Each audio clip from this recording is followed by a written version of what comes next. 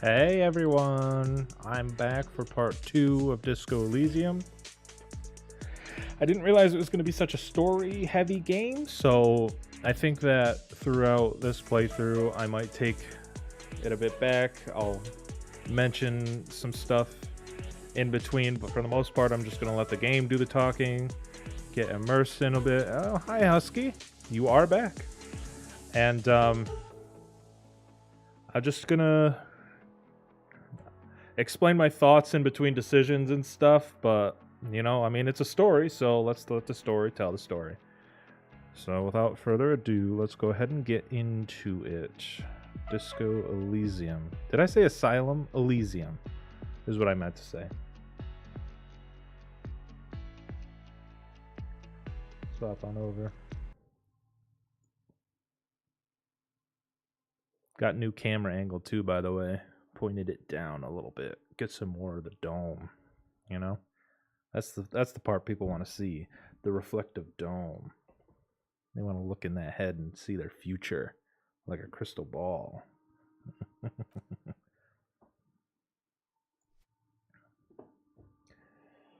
Oh, all right. I got Zion.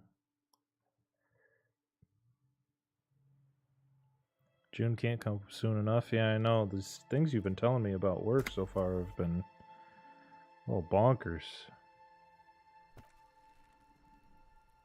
All right, so picking up where we left off, I think we were going to the harbor. I mean, the title says we're going to the harbor.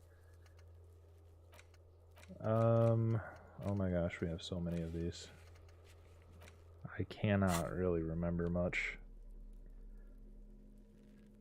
But nice and shiny with this angle. Hell yeah, brother.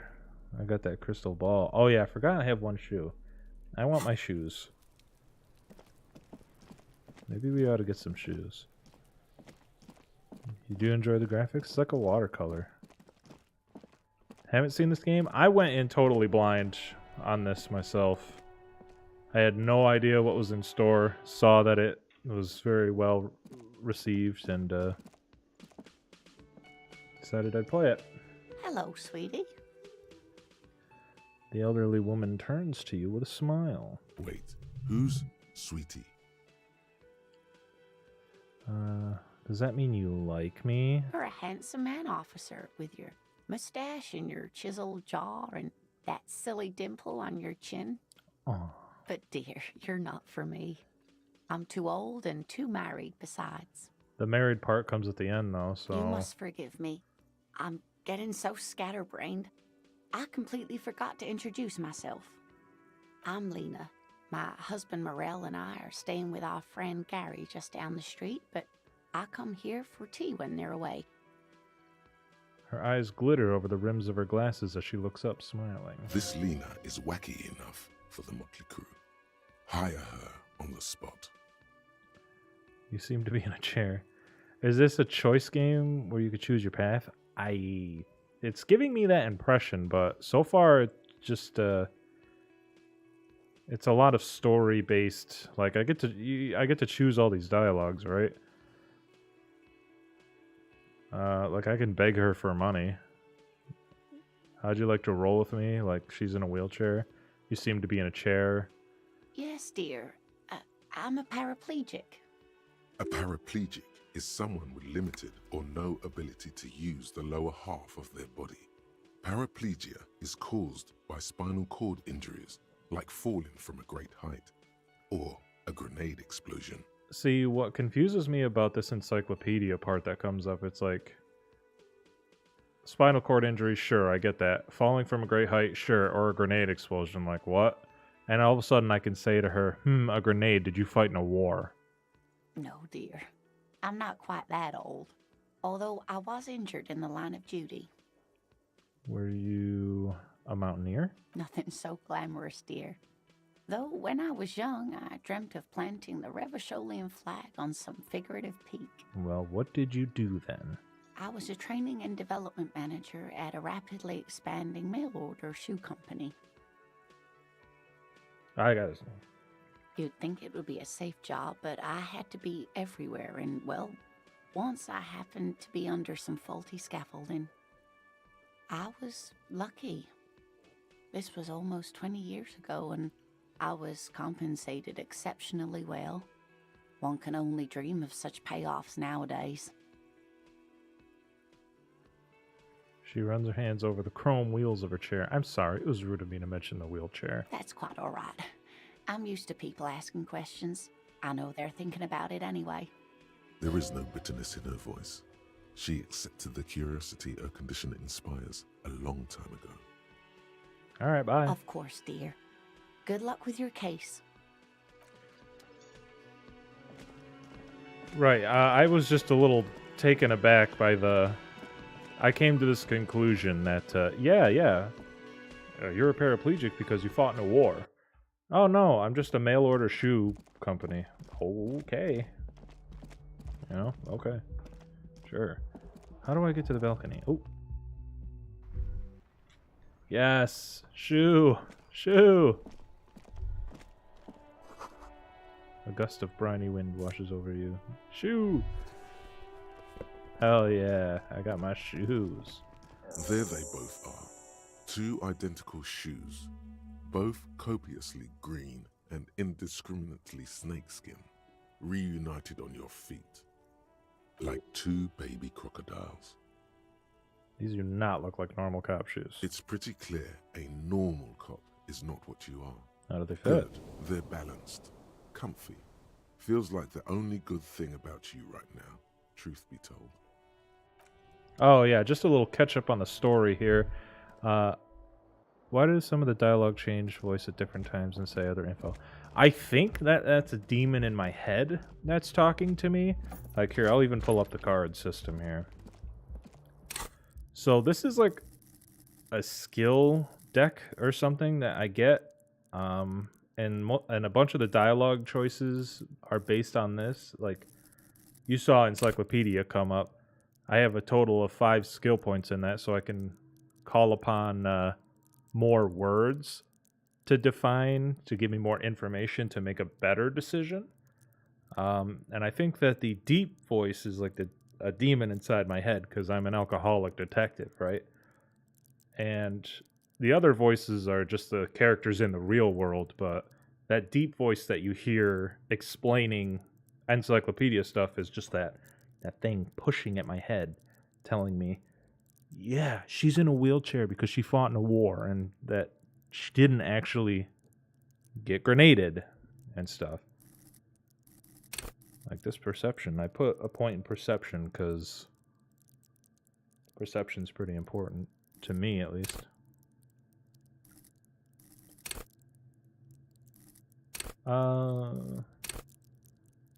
Hunches and gut feelings. This Inland Empire one gets called a lot. Well, has been called a lot so far, but it's already level 4 for me. My friend, getting on the game, so I'll see you. Hey, thanks for stopping by, though. Appreciate you. Have fun. Let the body take control. Threaten people. Electrochemistry.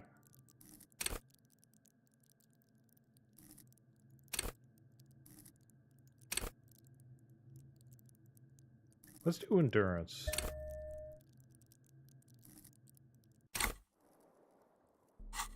Maybe it might be important at some point that we'd want a little bit of endurance. Let's see if we can get the tie down This too. fan has 2 chain or has it been consigned there as punishment? You feel as though this creature is your friend. Shit, that's right. Alright, well, no tie for me so far. I did get my other shoe. Now it's time to go to the harbor.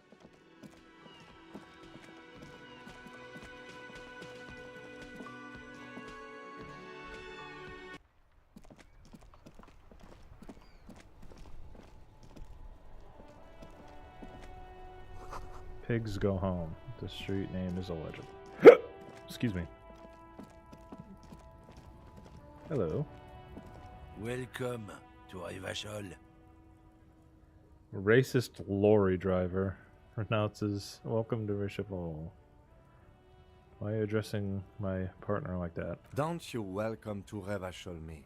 My grandfather came here from a 3,000-year-old racist isolationist culture, while your ancestors came to this island a mere 300 years ago. What is Revachol mean? Every school of thought and government has failed in the city, but I love it nonetheless. It belongs to me as much as it belongs to you. So we're in Revachol. It's men like you who keep Revachol divided, making it that much harder for everyone to climb out of this post-war limbo. He ignored me. What he means is, fixation on the Revacholian nation makes it harder for Revachol to actually attain self-determination.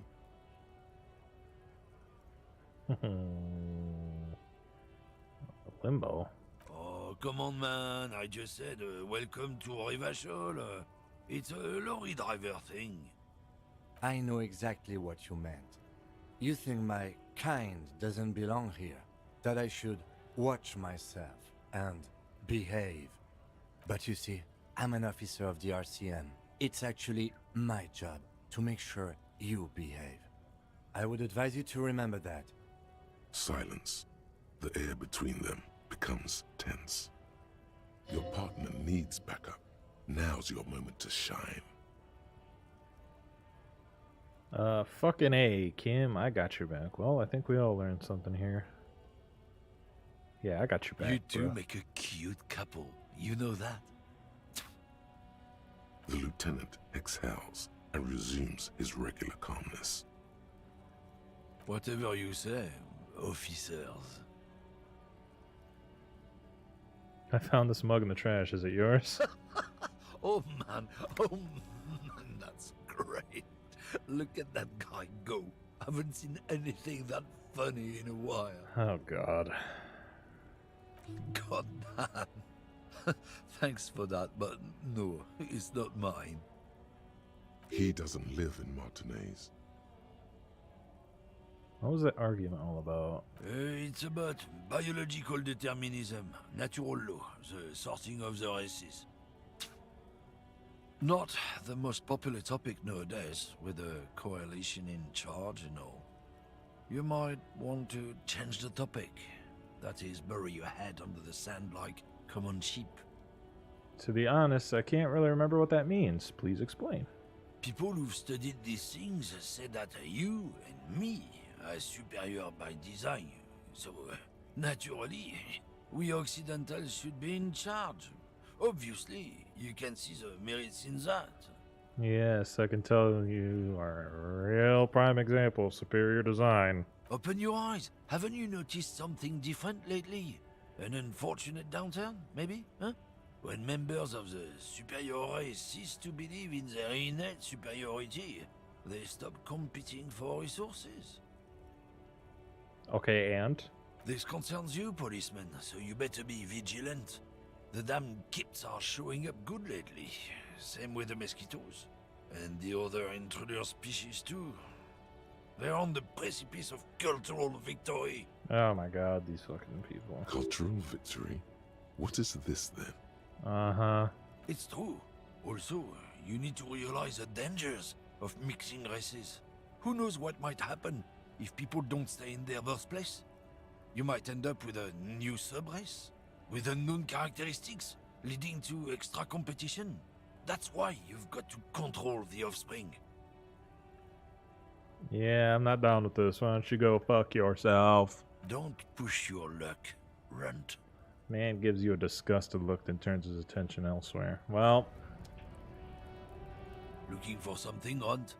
Come to tell me to fuck off again? what are you hauling? Oh, not much anymore. I'm here to pick up some cargo, but the dock workers are on strike, so it's a sit and wait on your ass situation. What kind of cargo are you supposed to pick up? Apples. Apples is exactly the kind of thing you'd say if you had something to hide. Apples? Yeah, apples. I take it you had other questions? No. I don't think I'm gonna get anything truthful. You play the most random games. Well, you know, somebody's gotta. Oh, I found money.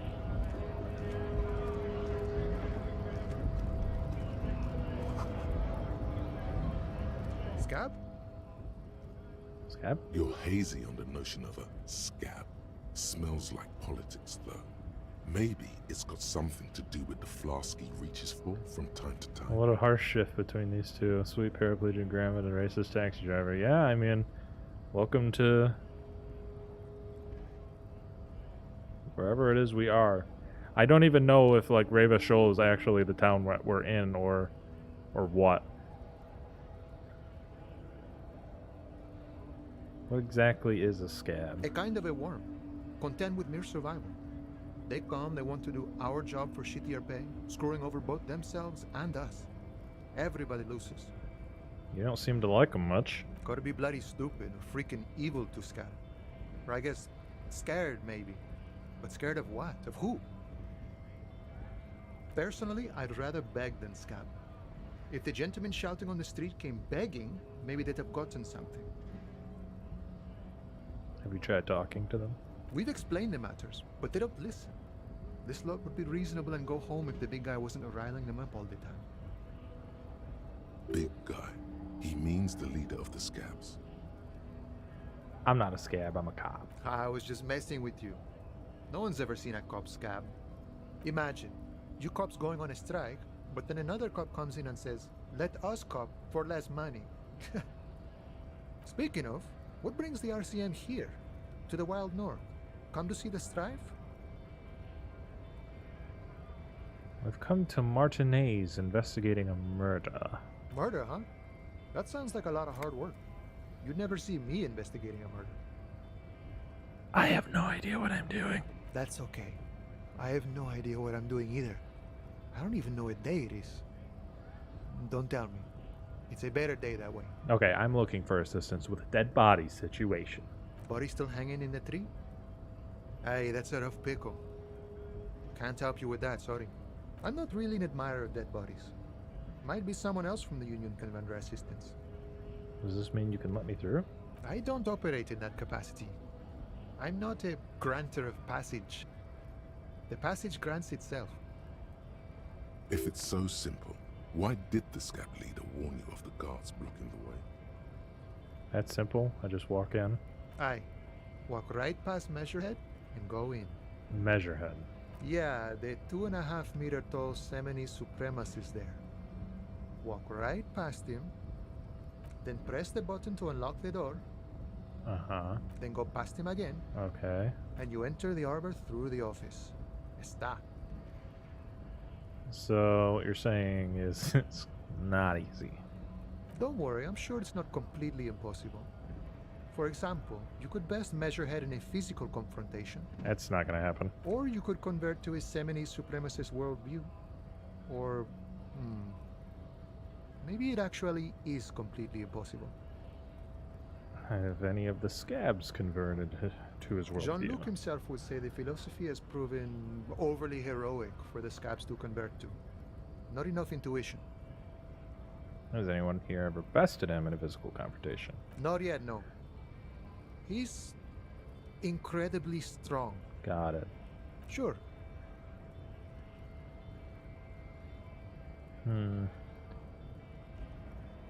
What's the strike about? You know, serious business. I'm sure the big boss will be glad to tell you. You'll have to ask him first. He's a chatty guy. Wants to talk about the strike. Return once you've met the union boss and are on a better footing with the organization. Okay. I'm outie. Thank you, Logic Brain. Let's see here. In case of strike, press button behind guard. Hermetically sealed door. There ain't no lock picking or door kicking.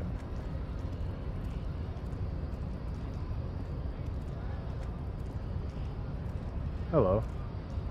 Your body betrays your degeneracy. This is the most fucked up picture so far, other than the body. Yeah, Measurehead. His body totally betrays his degeneracy. The young woman at the giant side agrees. Don't say anything. Size him up first. Ooh, there we go. What do you mean my body betrays my degeneracy? You have succumbed to Al Ghul. You reek of it. An invisible sword of Al Ghul emerges from your throat. You cannot see it, but others can. It is making the woman in my company sick.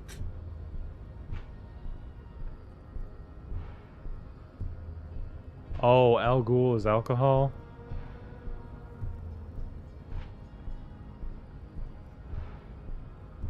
Al Ghul? Yes, Al Ghul. He means alcohol. Do you mean alcohol? Correct. My small skull servant. Al Ghul is an ancient Ilmaran poison. A parasitic fungus that has colonized your race. It is a trick the desert pygmies played on you for humiliating them and stripping them of their land. Intentionally fermented drinks have existed for 10,000 years. This explains everything. Servitude to Al Ghul does not explain everything. There are other reasons for your race descent. Yes, He means alcohol. Understood. I doubt it. My microcephalic race servant.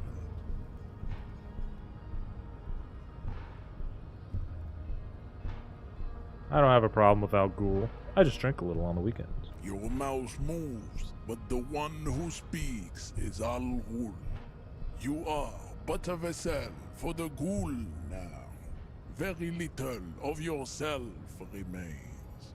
Occidental Haplogroup B4 is done giving orders around here. The influence of the ham sandwich race is waning. Show him the ham still got it. Does this remind you of someone?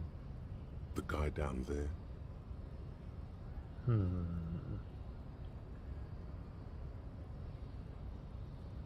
Okay, so I can basically tackle this, i.e. Let me make this clear. I'm not drunk. Or I can point to the racist guy. That fat racist over there, you're just him after pumping some iron. Actually, I still think the ham sandwich race has it in them. I'm the police and I need you to comply now. So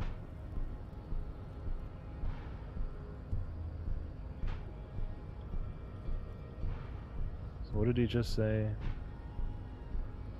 The influence of the ham sandwich race is waning. So I don't really know the ham sandwich race. I'm not going to size him up. I did not proc in physical abilities. I'd basically be calling him out. I'll probably go with option 1. The ethanol fungus is deep within your nervous system, pulling the strings. You are merely its pupa now. I see no hope for you or your kind.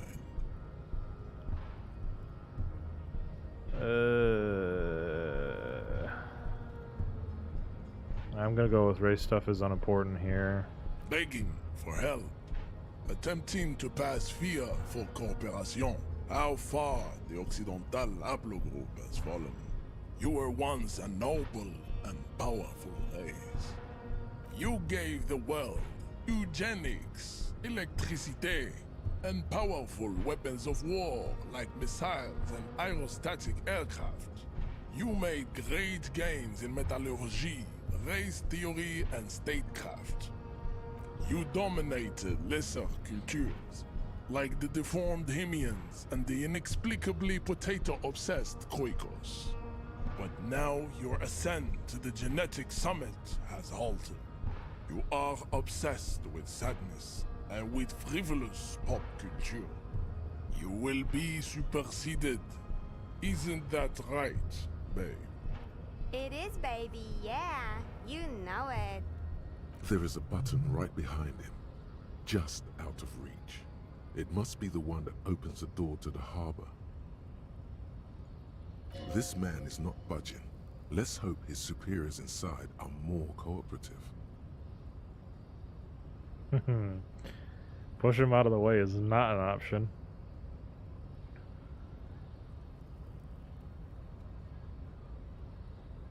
You're right about all of this. I need you to help get that corpse down.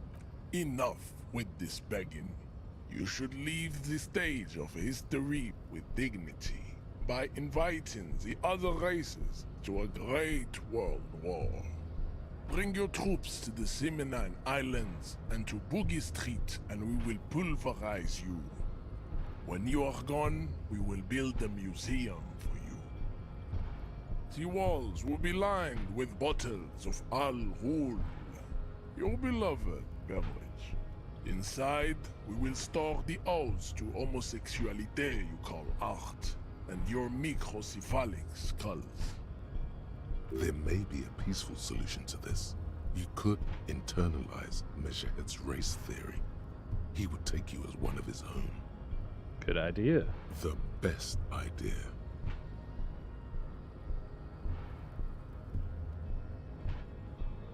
I guess I'm a koikos if being obsessed with potatoes is all it takes. Yeah, I mean, I wouldn't say I'm obsessed with potatoes, but I do like me some fries.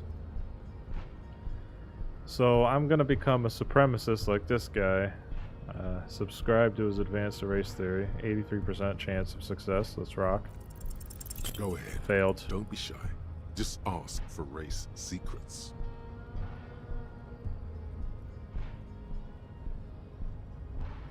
I want to learn this race theory of yours so that we can become friends. Do not be naive.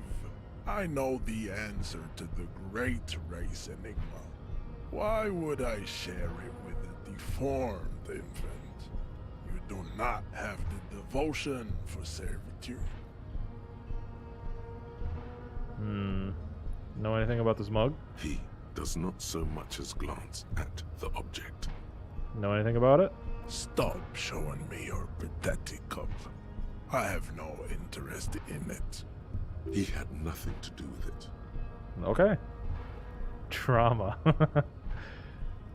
You serve the Union, don't you? Aren't they white? Don't be vulgar. White or not has got little to do with this.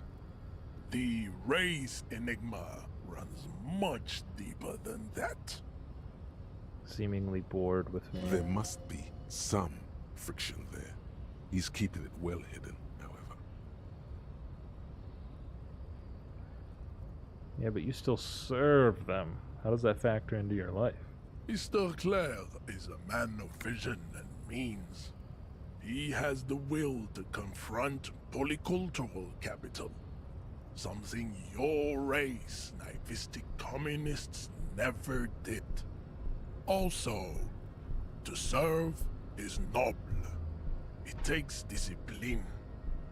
Your petulant individualism has only contributed to your race failure. It is lax and moronic. I'm gonna be honest, I have no idea what the hell this guy is saying. I'm just kind of winging it. Communism is pretty cool. Individualism is my jam. My jam is a mysterious fourth thing. To serve is noble, it takes discipline. Your petulant individualism has only contributed to your race failure.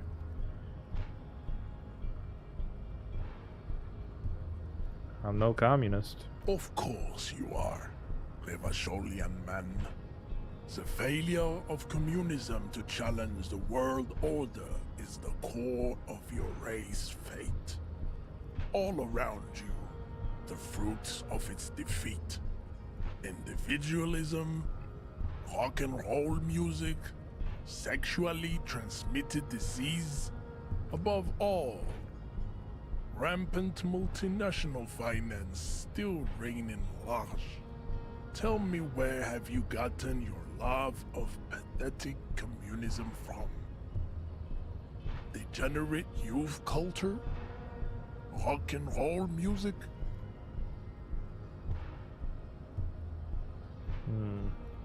Youth culture does not affect my thinking. Of course it does. You are a degenerate individualist and a rock and roll rebel. A pawn of international finance, just like the rest of your ham-colored race. Oh, we're the ham sandwich race. That's been on my I mind. am not surprised you enjoy it so much. This has happened to many of the side products of the inevitable cultural victory of the Seminoles race. Okay, I'll ask. Who are the Seminoles? The South Island race, haplogroup A4A. We are the rightful masters of the Insulindian archipelago. We descend from the Areopagites of ancient Pericarnassus and arrived here 4,000 years ago. Millennia before you. We are the future. That is all you need to know. Born and raised on the islands before you moved to Revachol. I am a descendant. The narrow streets of Ulimbuir are with me in my genetic dreams. I see young Seminoles women walk into the grey mass on Ile de Fantôme, waiting on immaculate conception from the pay. So you didn't come from the islands. No, I have heard about it on the radio. So you're not really Seminoles, you're just from Revachol. I'm from Couronne. And no, it is not just in Revachol. The city is central to the Simony strategy. Spreading through its trade networks, our culture will dominate the world. You have heard enough about our phylogenetic secrets for today. You have extinction to come to terms with, and never getting that dead body down from the tree. Kim, what do you think of this? I think this racist is better than the last, but the next racist will be the really good one. That will be the... That will be our lucky racist. How do you know there's going to be a next racist? There always is. Well, that's Race true. is reality. Well, I don't think We I'm still gonna- need to get into the harbor. We need help with the tree situation. There must be another way. Well, we're going back over here. That was a huge waste of time.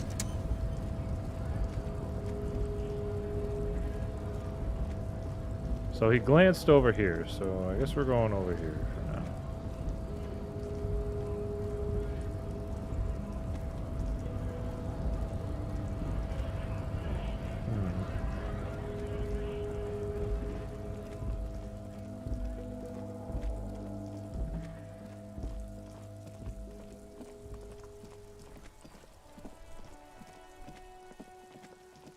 It's possible we aren't getting that body down just yet. So let's take a look at our goals. Run the number on the victim's armor. Oh yeah, I should visit the car. See what information I can get from Kim's car. Where's your car, Kim? Where'd you park?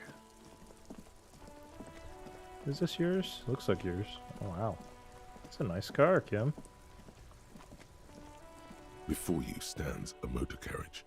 The bodywork is covered in blue and white livery, bearing the number 57. Vapor emanates from the large engine on the back of the vehicle. It hasn't had time to cool off yet. This must be the infernal machine that tore you from oblivion. The Caprice Kinema motor carriage. In the cabin, you are welcomed by a set of steering levers, a radio microphone on a hook, a pull-out toolbox under the seat, and the soft glow of the fuel preheater gauge. I'm going to tap on the preheater gauge. As you tap on the gauge, the indicator pin jerks as if startled. It's in the large orange sector, indicating the engine is warm. Next to the gauge is a red switch labeled heat. There's no use pressing the heat button. It won't start without the ignition key. Translation: we're not going anywhere right now. Alternative translation: don't even think you can drive my MC. The white suede feels luxurious under the touch, and the metal clutch handle so very familiar in your palm. pull out the pull-out toolbox. A metallic drawer slides out from under the seat and clicks into place. The tools inside are neatly organized. Take what you need, officer. It's going to be a long case. I'm not protective of my tools, like some men are. He's clearly a little protective of his tools. But what can you do? Work is work. Take the red-tipped pry bar.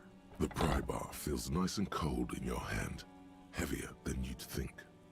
Useful for opening all sorts of doors and lids. Take the rubber-handled chain cutters. The handles are long and sleek. Snap, snap, go the cutters in your hand. Take the hand-cranked flashlight. It's robust, weatherproof, and well-made. Police issue, blue, lets you see things in the dark you would otherwise miss. All right, push in the pull-out The toolbox. pull-out toolbox slides back into its nest. Preheater gauge casts a warm glow on the steering levers and the radio on its hook. And the moment we've all been waiting for, the radio. The frequency tableau lights up, and the green button labeled Prime Line glows like a feline eye. And then you hear something. The soft purr of electrical kittens, radio waves cast far and wide over the metropolis. A woman's voice greets you through the static. This is Precinct 57. Hello, Lieutenant. How may I assist you? Hello, Alice. Please assist our colleague from the 41st Precinct here. I'm putting him on. Hi, Alice. This is the officer from the 41st Precinct speaking. Nice to meet you. This is Officer Alice Demetri, Precinct 57. How may I assist you? Could you run a serial number from a pair of armored boots for me? Sure, officer. What's the number? And the make of the armor, if you know it. I'm not reading all that. Got it. I'll contact the ICP database immediately. Call back tomorrow. Hopefully they'll have dug up something useful by then. The International Collaboration Police, ICP, is an inter-Isolari law enforcement service, the crown jewel in the moral intern diadem, alongside EPIS and the coalition government.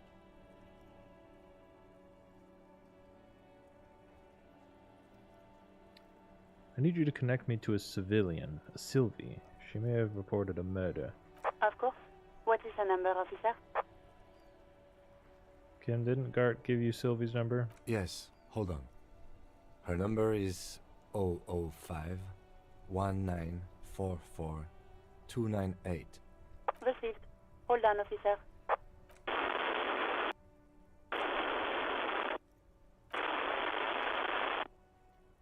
Lieutenant Kitsuragi slowly begins to tap a little rhythm with his right foot. Quite a lot of time has passed.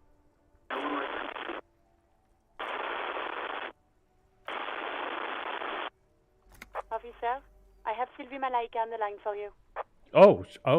Okay. Yes, hello?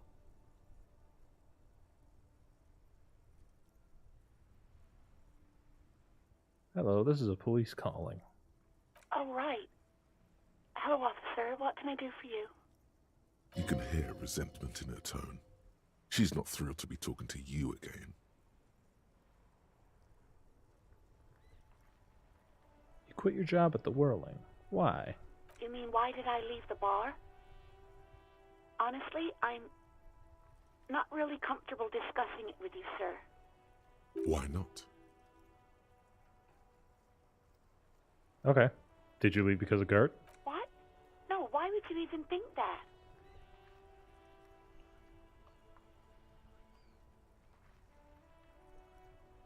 Don't be afraid of that pig. You gotta stand up for yourself. Please, don't bring Gart into this. It's none of your business. I already said I don't want to talk about this. You're messing everything up again. Messing everything up again, huh? Was it you who called the police? No, not me. Do you know who made that call? No, sorry. I don't. Not a lot of people have phones around here. Copper thieves take the wires. People don't have the money to have the cables put in again. They use the Union's phone, or the one on the coast. So the Union has a phone, and there's one further down the coast. Got it. It was someone else. We'll find them sooner or later, officer. It just might take a while. Okay, next question. Yeah, go on. Do you know who put the victim's clothes in the trash? No, I don't know. It wasn't me. I haven't been out there since. I was terrified of the stench and the corpse. Okay, well, do you know how my paperwork ended up in there? Well, you tried to jam it down the toilet, sir, clogging it completely. After I had unclogged the toilet and retrieved the paperwork, I threw it out in the trash, thinking you didn't need it. I am sorry about that. Anything else, Detective? Okay, I've got everything I need. I do hope so. Please, don't call me again. Bye. Empathy. Why does she seem angry with you? Yes, Success! you have obviously done something to upset her at the Whirling in Rags when she was still working there. Before you go, are you mad at me? I'm not mad. It's just you were so drunk and so emotional all the time, and then the skua thing happened. It just made me want to quit. What skua thing? The stuffed bird, the great skua. You threw it against the wall while screaming, "Fuck that bird," and laughing like a maniac. I think you said it had been giving you shit ever since you got there. Bitch bird was coming to her. Okay, officer. Oh my god. Her I'm an clean asshole. Static, more static, and yes, more of that sweet static. The violence of your words is obviously scaring her. So you're telling me I was the one who made you want to quit? Yes, obviously. You were the worst client I've ever seen. And I have seen so many assholes in this place. I've had sailors fighting, union guys grabbing my ass, kids stealing booze.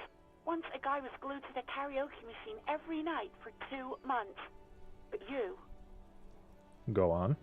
well, you were worse than all of them. Honestly, you were getting borderline aggressive. Even about little things like not turning down the volume at 3 a.m. I even liked one of those songs you kept listening to on repeat.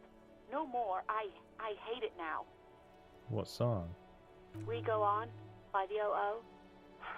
I can't listen to it anymore. You've turned it into a parody. Sorry.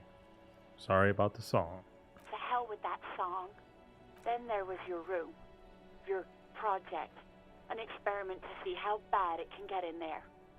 I tried to send the cleaner, but you wouldn't let me. Threatened to make me understand. I had no idea what you meant, and I don't want to know. And then you screamed something about how you're a piece of shit human being, and why does anyone even let you work as a policeman? That you'd fire yourself, but you can't even do that. I am sorry.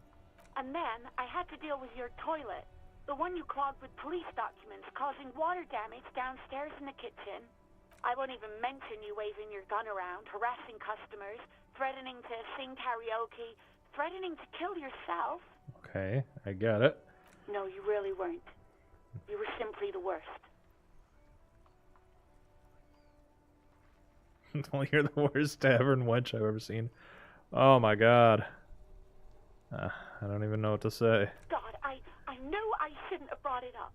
Just try not to call me again, and let's pretend it never happened. But when I spoke to Guard, it seemed like he thought you left because of him. Wait, really? No, this is absolutely not true. I like Guard. I really do. Didn't he cross the line when he asked you out? No, I was actually flattered. I've always liked him. It was just bad timing. With the corpse and all that. There's a pause. You can almost see her on the other side. The telephone cord coiled around her index. I didn't know what to say to him later. Then you came and destroyed the place. So I left without explaining. I should have told him, maybe. I can tell him. Okay, but please don't mess it up. Please don't take out your gun or something. Thank you for talking with me. You hear a sigh of relief on the other end of the radio. Wordless, the call breaks. Then, the already familiar voice. Anything else I can help you with, officer? Can you connect me to the 41st? Just a second, officer. 10-2, 10-5. This is 41st. Come in. Over. A scrawny old man sits in a dusty cubicle, smoking, with a large white rectangle sewn on his vest. In front of him is a box-shaped apparatus with an array of wires and antennas. The radio switchboard. The man uses relay code. You got this. You're a cop, and cops know relay code. 10-4, Station 41, I got urgent business, over. 10-4, message received. 10-5, relay message. What's your status? Over. Just reporting in, over. 10-18, state your message, sir. I need to report my badge missing. 10-9, over. My badge, I can't find it anywhere, it's gone. 10-4, message received. This is a very serious situation. I need to 10-22 the captain. Over. Is it him? What does he want? Says he lost his badge and needs to report it. He what? He lost his badge? Who lost his badge? Dick fucking Mullen. Who do you think? It's Officer Dick Mullen from the bestseller Dick Mullen and the Lost Identity. Dick Mullen is not your name. It's the name of a fictional detective who would not lose his badge. Defend yourself. Immediately. They're laughing at you.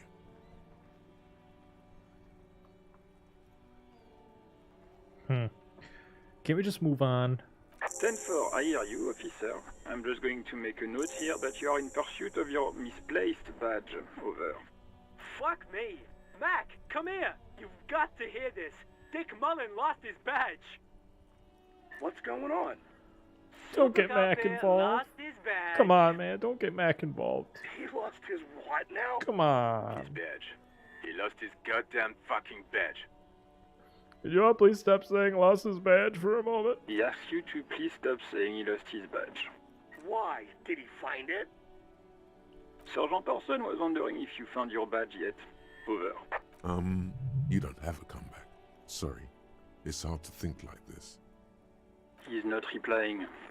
Looks like he's still looking for it.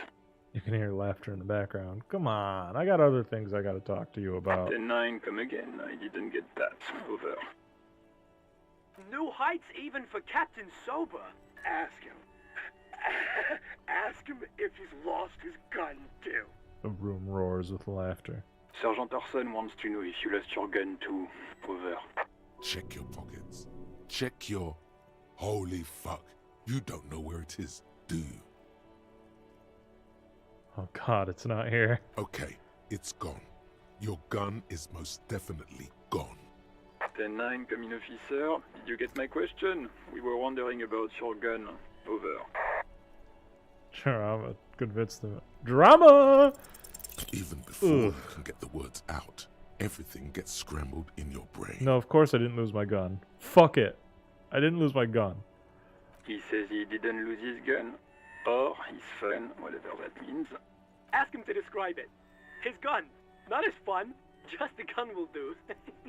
Satellite Officer McLean requests a description of your weapon. Over. Why does it matter? Oh, request a description, huh? We'll give him one. Describe the plasma gun. Describe the plasma gun. Kim, what are you packing? It's a single-shot Kiel A9. An armistice, to be precise. It's a single-shot armistice Kiel A9, over. Says it's a Kiel 9mm armistice. Armistice? What, is he a fucking... Clearly he doesn't have his Villiers anymore. Dear God, he lost his gun? Oh my, I can't. This isn't really a laughing matter. Mac can face a giant of Coco Nur by himself, but Disco here made him piss his pants. Oh, I can't. Holy, stop. He lost his... Ask him if he still got his wiener. I have my wiener, I swear. I'm not going to. I swear. Ask him. Sergeant Orson here is wondering if you are still in possession of your genitalia. I left it at his mama's after I fucked her ass all night long. Tell him that. That's a negative. Not going to say that. Over. What's he saying? Share with the class. Share with the class, Jules. He said he sodomized your mother. Oh, The prick shit. ate Mama's vanilla waffles at the captain's birthday party. Some nerve he's got. Sure her vanilla waffles were the only thing he ate? Oh! Shut up, Chester. This isn't funny. This is my mom we're talking about. Mac, dude, get Tell him on! to apologize right now.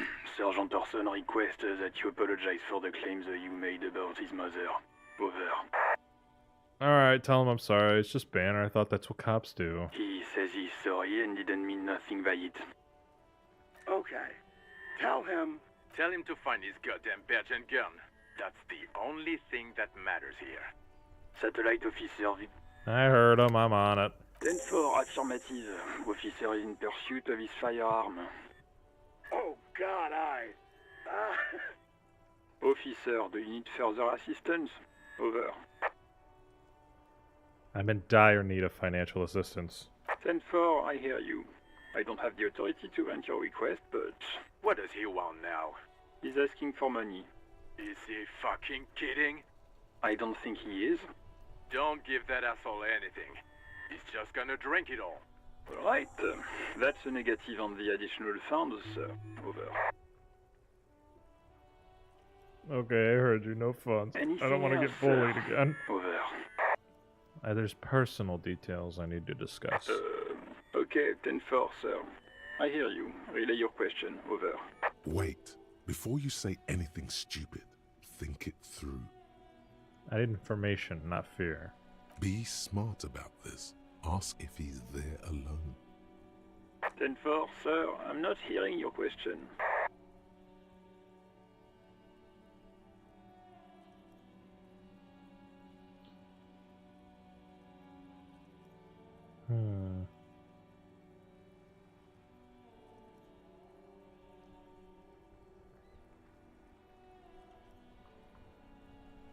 Please refer to me with my full name in the future. 10-9, repeat message. I didn't get that, sir. Over. Say my name. Sir, I will not have you talk to me in this manner. Over. Please just say my name, Jules. What? What is it? What can he possibly still want from us? He seems intoxicated and keeps asking me to call him by his name. Mullen's drunk and emotionally aggressive. That's new. Wrap it up. Don't indulge in his drunken antics. Alright, let's wrap this up. Understood, sir. Over. 10-10. Roger that. 10-10. Over and out. 18 kilometers to the south, in the 41st Precinct's relay booth, a small crowd has gathered around Communication Officer Jules Oldboy Pidier, around a dozen cops. The small room is filled with cigarette smoke, abuzz with laughter, when Officer Judith Minnow enters. Her left arm is in bandages, and her hair trimmed short. What is going on here? Did something happen? What happened is my partner made contact. It's not good. He's lost his badge and his sidearm. He seemed confused, delirious even. Mac, the torso Torson, is finger-fucking his fist, laughing hoarsely and apparently telling some dirty story to his partner, Chester McLean, near the entrance. Yeah, Mullen was fucked, alright. Sounded fucking drunk to me. Yeah, Mac's right. This was some gnarly shit there. I mean, before he started begging for money, it was... Enough! None of this is funny. It's fucking sad. That's what it is. He's a cop. He's one of us, goddamn this. We must help him. Yeah? How do you fucking plan to do that, huh? Get him off the drink? Go jogging with him in the morning and get him on carrot juice? He's a lost man. I just know we can't give up on him when he's at his weakest. He wouldn't. Mac, man the door. You know what he told me? I don't want to get better. I want to get worse. Those were his words.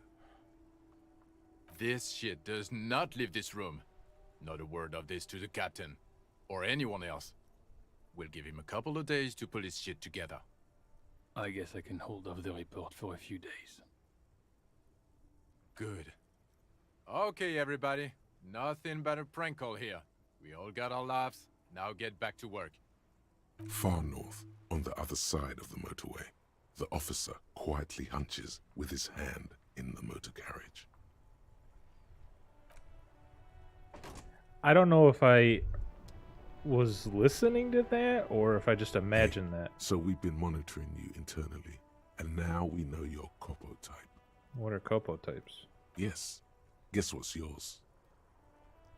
Sorry, cop? I'm sorry, I'm not sure. Yes, sorry cop. The cop who's sorriest. Let's make it official then, shall we?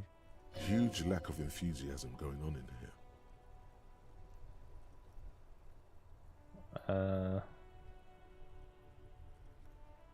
Okay, but what are the other ones? Oh, you know.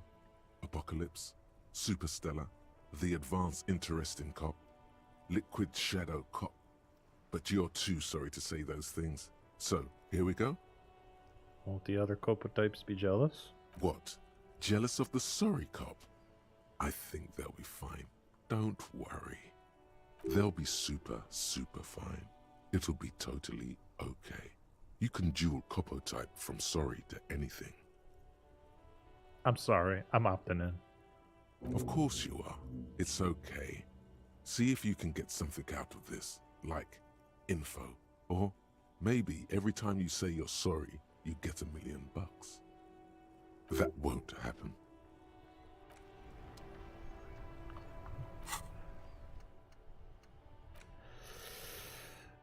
I think I'm getting it a bit more. I think maybe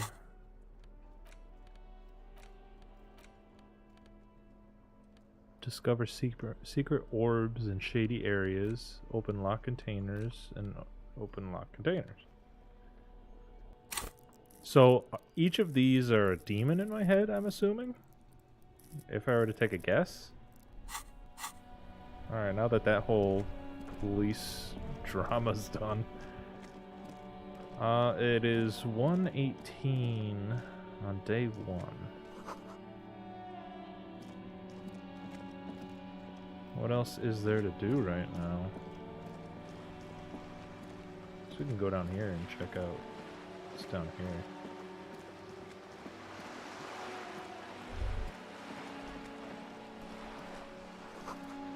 Splatter of bullet holes line this wall. You hear the distant squall of seabirds. Better mouth your watch around me, boy.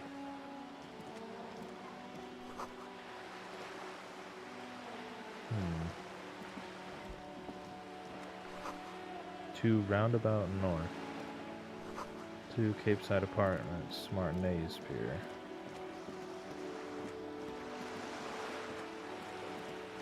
Bird.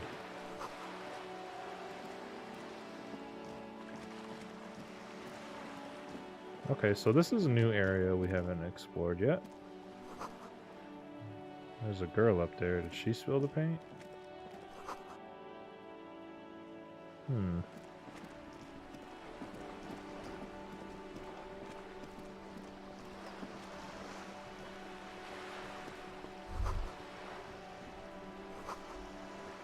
This is worth more than you'll ever learn in all your life. A striking woman leans against the cabin top of her sailing boat, smiling as you approach. Her green raincoat glistens with droplets. A silk scarf is tied around her throat. Good afternoon, officers. I'm Joyce. Joyce L. Messier. I represent the board of Wild Pines, the owners of the harbor. You gentlemen must be from the RCM. What gave us away? Nothing, honestly. I've said it to every drunk in town, and you're the first one who's responded. What is implied here? That you're a drunk? She hasn't actually said it to every drunk in town. It was spoken in jest. What does the L stand for? Leighton, my maiden name. Alright. Of course you're not. It was only a joke. Alright, I'm shaking her hand. I'm glad to see you here. I was dispatched to handle a strike, not a lynching. Anything I can do to assist the RCM in this matter, I will. Gladly. That is good to hear, madame. That is good to hear. My colleague will take the lead on this interview. I should let you know that he is recovering from an unusual medical episode. Very unusual. But I can assure you of his ultimate competency. There's a trace of irony in his voice. Mischief, even. The lieutenant is hatching some scheme. I'll let him hatch his scheme. How interesting. I wish you a swift recovery. In the meanwhile, you have my full cooperation, and the full cooperation of the Wild Pines group. What can you tell me about this lynching? Quite a few things, I'm afraid. The information I'm to share with you includes sensitive trade secrets. For the sake of my employer, I have to ask for your names and badge numbers. Fuck! Of course, ma'am. We should have introduced ourselves. I am Lieutenant Kitsuragi. I gotta from find Precinct my 57. badge and my gun. And this learn is my my name. colleague from Precinct 41. I'm afraid he doesn't have his badge at the moment. I hope mine will suffice. How curious. Why is that, Detective? Awkwardness washes over the conversation. The woman doesn't like this turn of events. My unusual medical episode? I see. So, are you saying you lost your badge during the course of this episode? Yeah. I can't hear you, darling. Okay. Speak up, please. It's possible. After a night of heavy drinking, I lost all my memory. Oh, dear. Some kind of encephalopathic amnesia. I don't even know how to respond. I do believe you, naive as that may sound. I simply can't imagine what you gain by faking such a condition. As I said, ma'am, his technique may be very unconventional, but he is an officer of the RCM. Of course, I sympathize, but I'm afraid I simply can't share anything more until I've seen that badge. Damn, we were so close to. Hang on. She's a professional negotiator. She should be open to some sort of mutually beneficial arrangement. What kind of arrangement would it be? I mean, favors for favors. A dirty alliance of some sort. Consider this. Perhaps she has been planning it all along. That you convince yourself into colluding with her. This is a red check. It cannot be retried. Let's roll for it. Easy. Ooh. Just offer her a favor. Like I said, nice and dirty. Surely there's some other way to demonstrate our law enforcement credentials. Hint, hint, wink, wink, nudge, nudge. I will be frank with you. If I'm going to break protocol, I need to be able to justify it to my superiors. They're going to want to see something very tangible. You're in, but expect her to drive a hard bargain. Like what? Reports from inside Terminal B suggest it's a hub for the local drug trade. This is an open secret in Martinez. The Union controls the terminal, so it goes to reason. The company has tried looking into this matter before, to no avail. Perhaps someone with your authority and resources might turn over the right stones. Or you can recover your badge, though if I may be blunt with you, it sounds like that may be a lost cause. Detective, a word in private before we continue. Excuse us for a moment. This is not going quite as I hoped it would, Detective. How'd you hope it would go? Honestly, I was expecting you to use your unorthodox technique to keep her off balance, and not volunteer us to be her henchman. Really? I thought it was going so well. This woman is running circles around us. She might have known about your misplaced badge all along, or she's simply an adept improviser. Either way, we've played straight into her hands. He doesn't let it show, but there is a limit to how much the consequences of your unprofessional behavior can cost the investigation. Her proposal was likely part of her design. That's all it is. Yes. Knowing this does not really change our position, however. We could just, find my badge. Oh, that would be fantastic, but do we have the time? The world is large and your badge is 8 by 6 centimeters. The situation might have changed drastically by the time you locate it. Time is of the essence. You could request a new one from your station, but that would literally take months. I'm sorry. I'll handle it. I'm sure you will, Detective. Let's get back to her then. You're back. Good. What can I help you with? You're on a boat. Why, yes I am.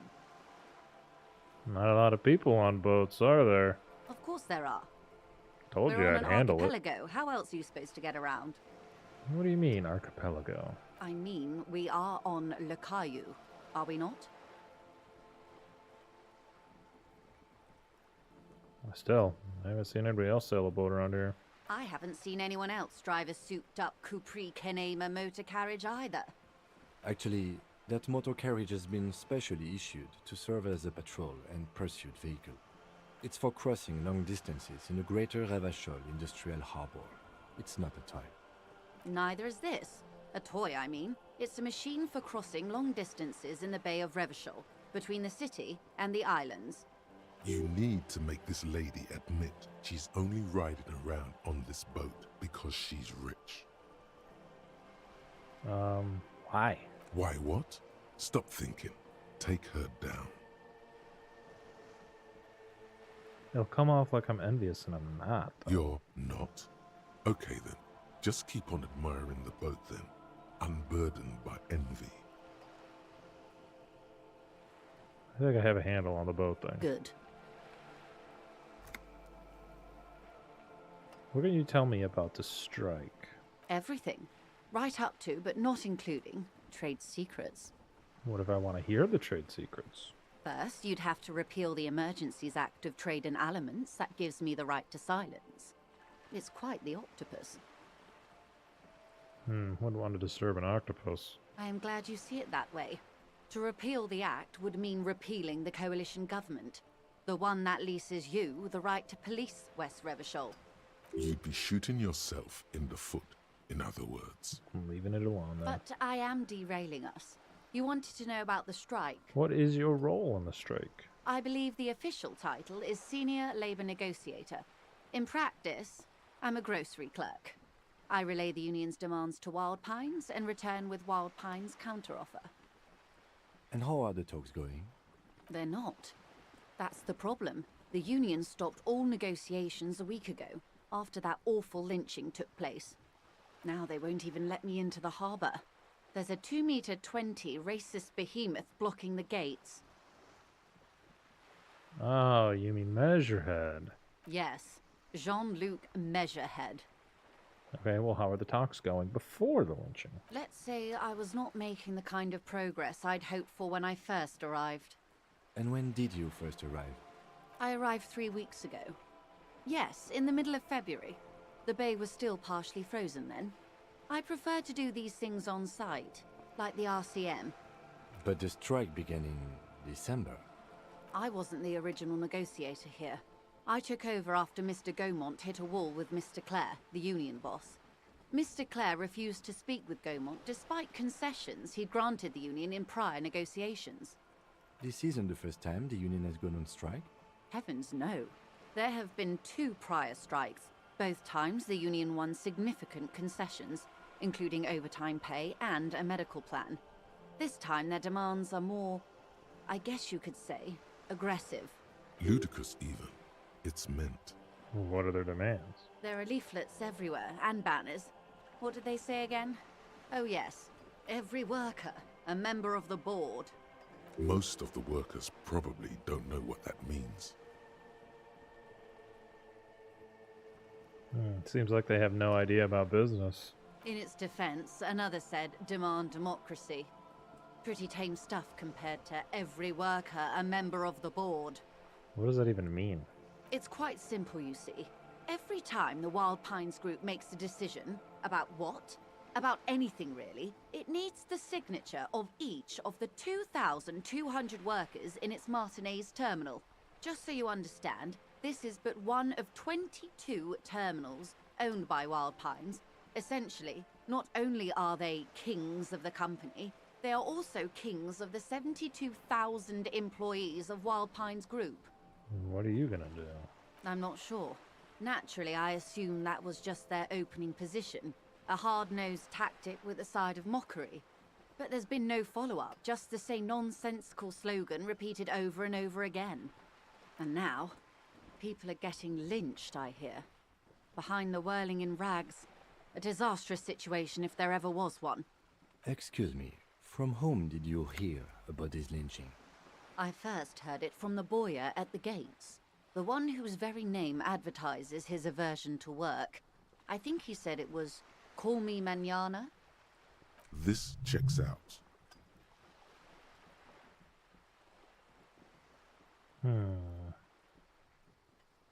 Tell me about the Union boss. Everard Clare is a man of the utmost integrity. If you can say one thing about him, it's that he always puts the interests of the workers first. Of course not. Everard is fantastically corrupt. I imagine he has a thick, viscous goo where you and I have blood. Is he that bad? He is the most corrupt individual I have ever seen, and I deal with men like him for a living. If there is anyone more venal, more irredeemably nepotistic, then it's his twin brother, Edgar. There too? Yes, Edgar looks exactly like his brother, except for that lazy eye. He also talks exactly like Everard does, and when one's term as foreman is up, the other takes over. It's how they circumvent the term limits, you see, with a funny little switcheroo. While in office, they've embezzled God knows how much of their workers' dues. What about the Union itself? The Débardeurs Union was once a perfectly normal institution. 20 years ago, anyway. It must not have been easy to establish under the Emergency Act, but they did it. I can respect that. Organised labour at its best, as they say. Then something happened in the local chapter elections. The brothers Clare came and transformed it into a... how do you say? A mob. The Débardeurs are a crime syndicate. Sad as it may be, I suspect we'll be forced to cooperate with them. Refreshingly honest, officer. The company has tried appeasing in the past, but I'm afraid our concessions have only emboldened Everard and his brother. And your opinion, detective, if I may ask? I'm a curious and talkative person, you see. Would you say the Débardeurs Union is...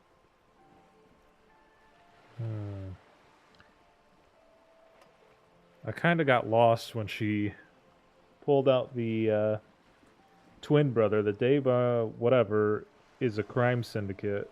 Yeah?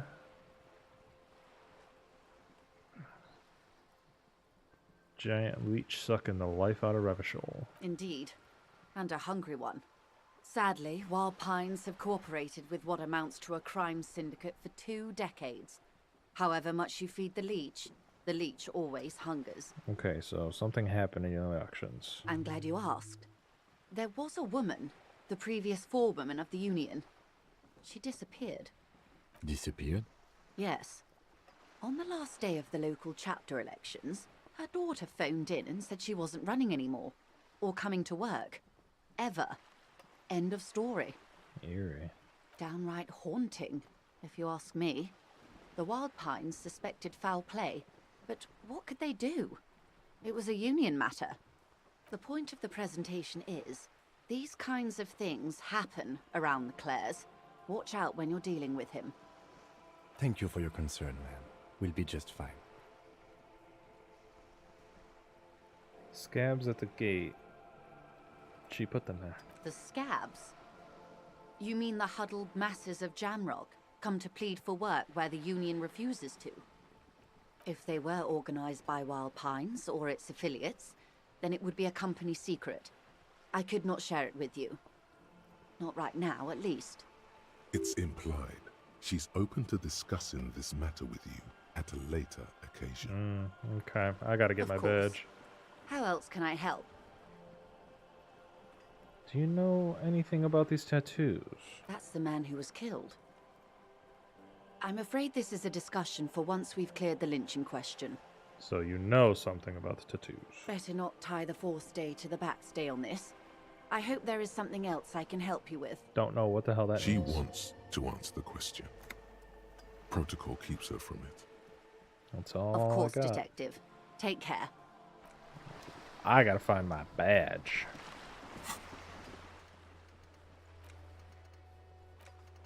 Where's the rest of the armor? Ask him to tell you about the case. Alright, Kim. Tell me about the case. What do you want to know? Literally anything. Ah, yes. The case brief you missed. Now I remember. Alright, I hope that this ties some ends together, because I'm fairly confused at this point. This fucking union, crime syndicate shit. 3 days ago, the RCM Emergencies Desk received a report about a security guard who was found hanged in Martinez. An anonymous caller said there was a dead body behind the Whirling in Rags hostel cafeteria. The cadaver had been there for 4 days. No one had come to investigate. During that time, the victim had been stripped of his belongings. The caller did not identify him, but used the word lynching. There is an ongoing labor dispute between the local dock workers and the logistics company Wild Pines. I was told we should approach the death as part of this dispute. Okay, so there's an ongoing labor dispute between the local dock workers and the logistic company Wild Pines. So the local dock workers are like that red-hatted guy and the racist one. The logistic company Wild Pines, which I'm assuming is what this woman, she works for. So what I'm confused about, she says she didn't put the scabs there, right? What does the briefing say who the victim was? A security guard or worker of some sort, hired by Wild Pines. This was just hearsay from Martinez, of course. We need to find out the truth. Excuse me.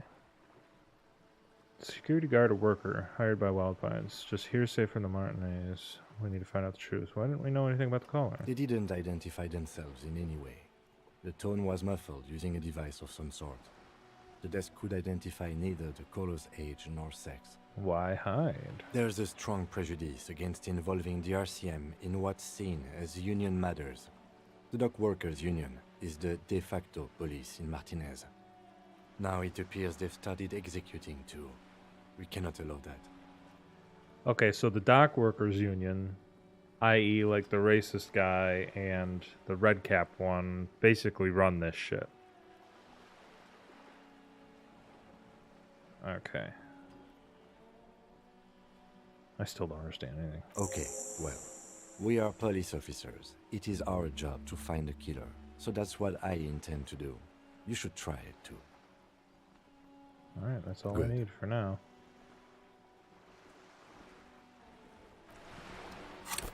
Skill point.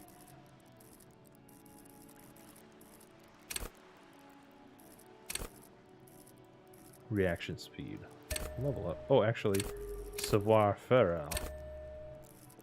Apply changes. Now we can see if we can get our tie again. I do need to...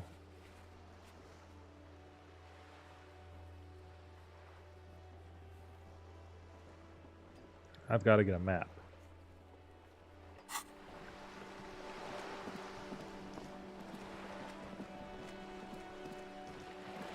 But how does one go about acquiring a map? I wonder. Alright, so from my understanding of what's going on right now, the dock workers are striking. They are not good people. They're crime syndicate people.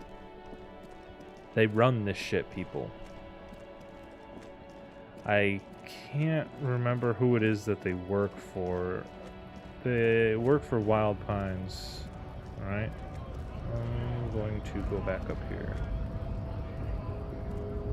So I need to talk to this guy.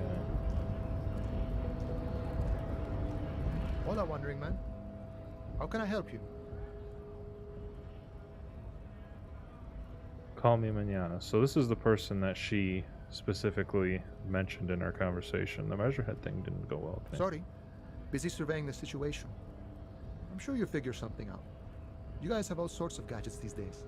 Wiretapping, telescopic batons, futuristic circuit bending to infiltrate harbor machinery. Maybe you could even knock that Kowalson crane over using some remote controls. Or calling in tactical air support. You guys have air support, right? I'm pretty sure we don't. I get it. Hush hush about the secret technology. Alright, I may have some advice for you on how to deal with Jean-Luc there, out of solidarity to the RCM. It's low in technology, however. Okay. First, don't fight him, obviously. Second, get him to share his theory by being subordinate. Admit your lack of expertise. Basically, grow them. That's how I do it. You're welcome. Maybe that would work. We'll have to see. Alright, let's check our tasks. So we've run the number. Where's the rest of the armor? Ask Kuno, the kid throwing rocks, what he knows. Okay, so let's go talk to Kuno.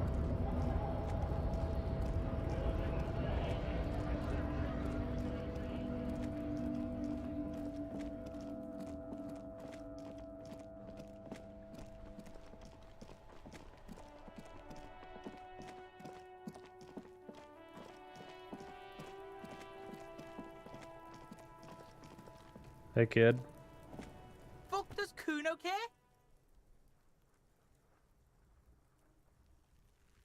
We'll figure out what's going on. The kid. Do you kids often play in this yard? Right, Pig. This is where Kuno plays with his little wooden choo-choo. Fuck do you want with it? The dead man's clothes were in the trash container. How did they get there? Yeah, Kuno doesn't know shit about that. That shit is beneath Kuno. Somebody could have tampered with the murder scene, though. Listen, listen. Kuno doesn't care about this small-time shit. Just listen. Kuno saw what you did there, dumpster diving. Sad shit. Kuno could hook you up with some sweet rags. Shit like Kuno's wearing. Your size, good price. 500 real. Alright. Entertain me. What's so great about these pants? Pig, these are found modulars. Liquid fit, performance crotch, urban survival shit. Made in Mirova by scientists. Pants scientists. Believe it, you need this shit. He unzips his jacket to give you a quick peek at the plastic wrap pants. These could drastically improve your chances of survival in the urban wilderness. Coach Physical Instrument endorses these pants. They are tartan ready. They will also make you into an idiot.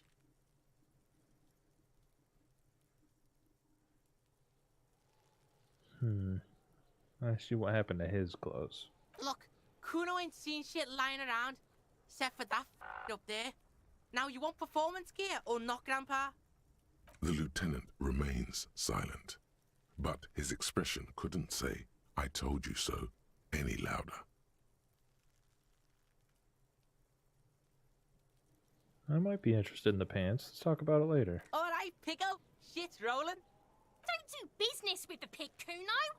He's gonna steal all your money, Kuno. As you can see, Kuno and C don't trust you. Can't do business without trust. There's more to his distrust than being a pig. He feels threatened by something obscure in you. What that is, however, remains a puzzle for now. That ladder. You ever climb it? Look at that fucking shit. You're trying to get Kuno killed. The ladder's unclimbable. Fuck does Kuno know? Kuno's not a fucking acrobat. The lieutenant takes a quick note in his notebook. It's a trap, Kuno. Don't climb it, Kuno. There was a mug in the trash. The fuck? A mug in the trash? Is this about the fucking clothes again? Yeah, we're back out of this shit with Kuno. Back out and take your fat ass with you. Wow. I like how Kuno talks. Man, get out of here. He's a psycho. No, Kiptas gardener used to work there. Kipt is a pejorative term used to describe people of South Seminese or Areopagite descent. It used to be a common first name among the Areopagites of Ilmara. Not so much anymore. A young woman by whirling in rags? That one? Look, Kuno doesn't explain shit. Kuno just says shit. Yeah, her. What was she doing in the greenhouse in March anyway? What kind of gardening is done in March? Yeah, let's go talk to her. Yes, it seems suspicious. You don't like things being like that. Suspicious. I might have questions later. Yeah, whatever. Kuno doesn't give a shit. Alright, Kuno I'm doesn't off. fucking care. Okay, thanks. Thank you, Kuno. Alright, let's go find out the deal with the gardener, shall we? I'm more interested in the fact that I didn't even know It's a raining lighthouse again. existed. It was clear just an hour ago. Excuse me. We need directions. Of course. Where to? What's up in the north? There's the pier, the Cape Side apartment buildings, some more tenements. Not a lot, really. What's in the south? Some shops and a bridge. The canal bridge leads to the coast, but it's broken, I think. What's on the Some other kind of accident, side? probably. Oh. Just coast. There's a little fishing village there, and a fish market. But that got closed down ages ago. What's in the west? It's just water. No, actually, I think they call it the Martinez Inlet. There are some islands in the bay, but they're hard to reach. What's in the east? The harbor gates? Some kind of commotion, I think. I don't follow the local politics. A fleet store too. Where am I? What do you mean? Just tell me where we are, okay? We're in Martinez, sir. This intersection is called Roundabout North, I think. We don't talk about Kuna. No problem. Tell me, what exactly have you been doing in your greenhouse in March? Well, this might be the last snow we get. At least I hope so. Snow has nutrients in it. Helps everything green up in the spring. At least that's what my grandma always told me. Yes, think about the cute grandma, not the weird snow.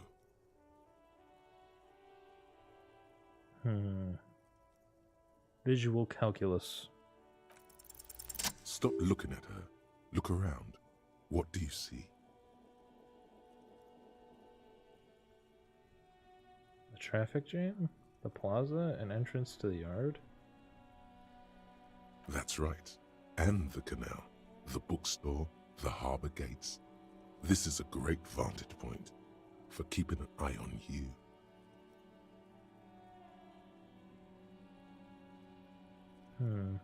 I'll keep that to myself for now.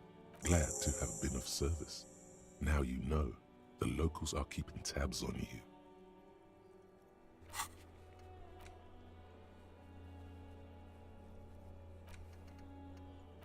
Time to go talk to Gart.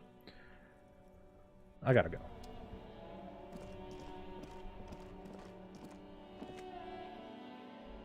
So the locals are watching me, eh? Oh, hey, Gart. Hope glad to see us again. Oh, the kitchen door's open now. Can I help you?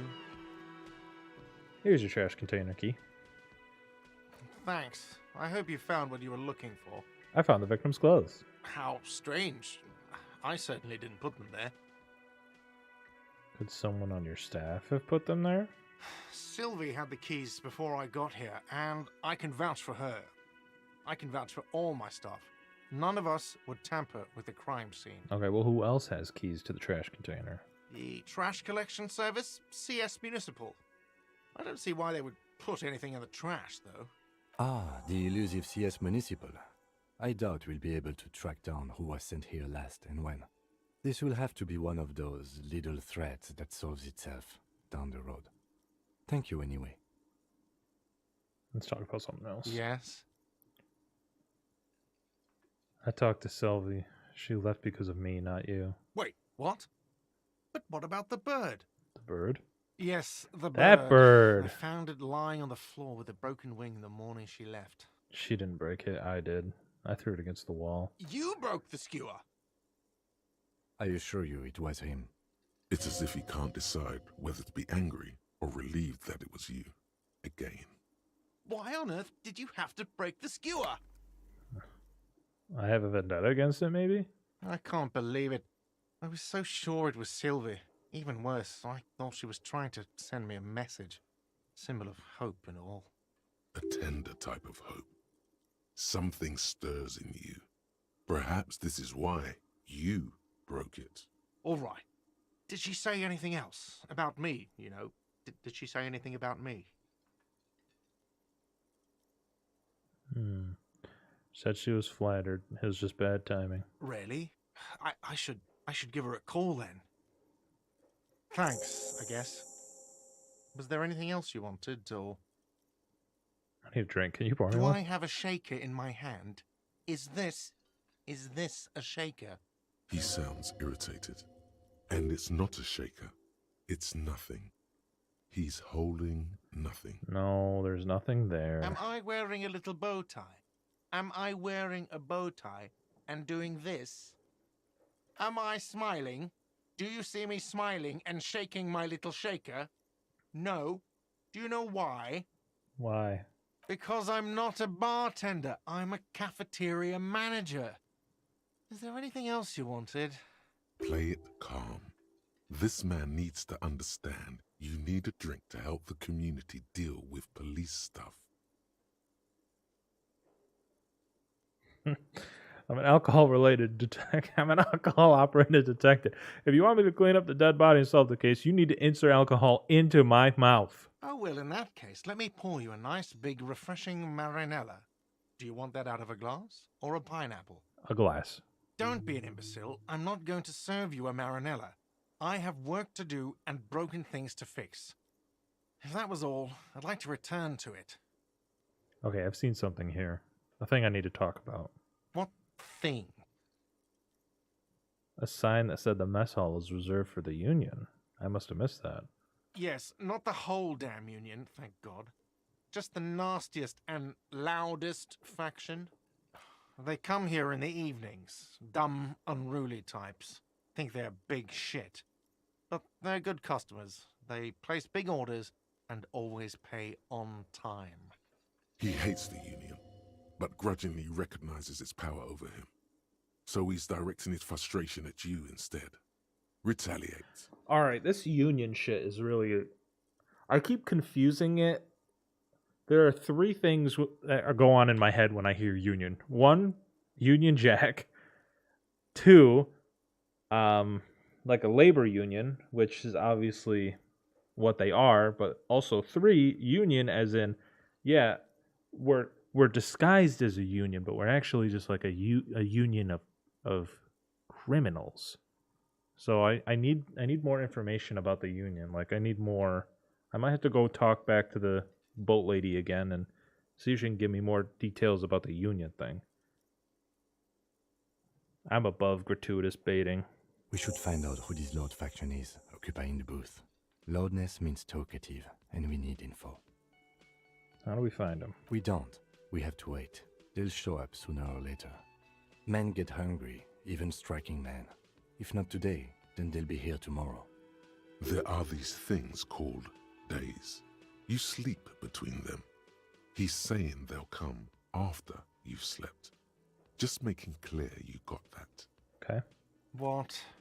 By the way, you should come back to this thing-based questionnaire if you see anything interesting in the whirling later. Guard, I saw another thing at the whirling. Another thing. Great. I love those. Never Yes. mind. I lied. Goodbye. I want to go in the kitchen now.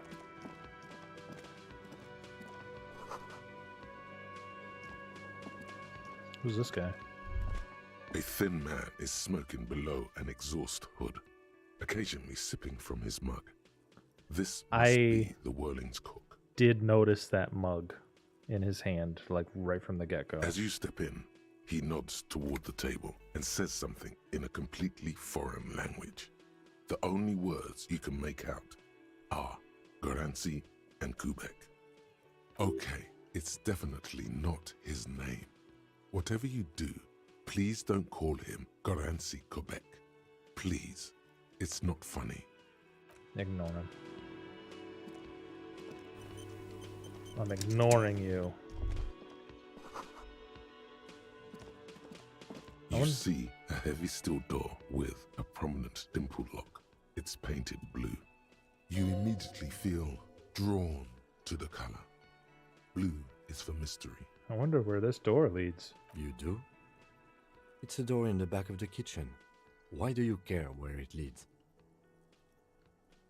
It's part of the... something about this place makes me want to know. Eccentric.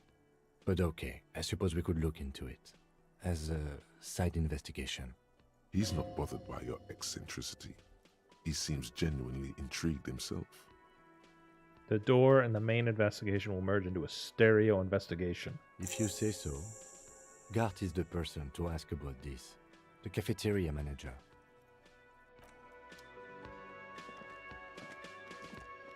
Alright, a thin man is... As you step in, okay, it's definitely not his name. Hello, sir. Got time for a few questions? The man puts his cup down and replies something. His left hand drawing arcs in the air. Do you know what's behind that door? He looks up at you, then looks away quickly, shrugging and muttering something to himself. Shrugging is an international sign for, no, I don't know what's behind that door. Alright. There's nothing else I can get from this guy, obviously. Gart, tell me about the door. I want to know. Tell me about the door. Can I help you? Another thing. Great. I love There's a those. mysterious blue door in the back of the kitchen, Gart. Oh, yes, that door, sure. There's nothing mysterious about it. It's just a door. Do you know what's behind it? Do you have... No, I don't have a key. I don't know how to get there. And I don't care either. It's not like I've been wondering about it for 10 years. It's just a frick warehouse, probably. Or some boring storage space with a bunch of old junk and dust. Junk and dust. He's attempting to maintain an air of indifference. It's absolutely not convincing. I think you'd like to know what's back there. Fine, okay, a little. But my job doesn't leave me time for wondering about one locked door in one of the cafeterias I manage.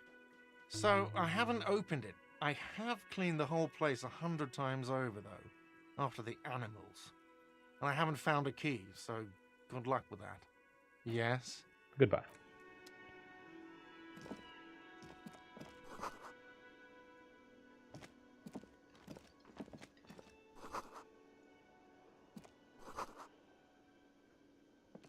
I'm examining all the green circles.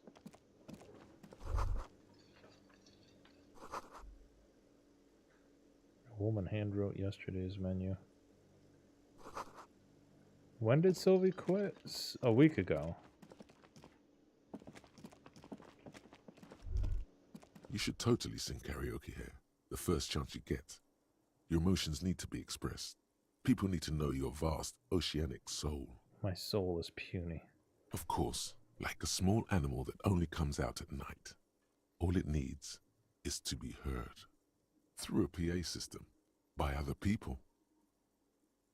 What should I sing when it comes to it? You have not yet stumbled on the right lamentation, but it's out there. It'll come to you. You will wreak havoc with it. Don't worry. Maybe something happy. No. Don't sing the happy song. It's stupid. Sing the sad song. It's profound. You have to find something tragic to sing first, though. I have a task to sing karaoke.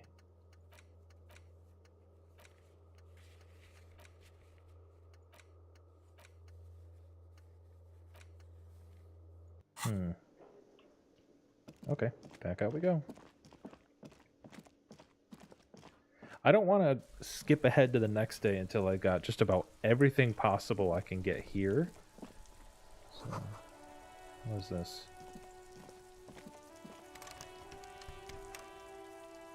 No going through there. Do I have mail? This Post Lavantorie mail collection box has been heavily vandalized with graffito. A closer inspection reveals 2 bullet holes in the front. Good mail delivery box.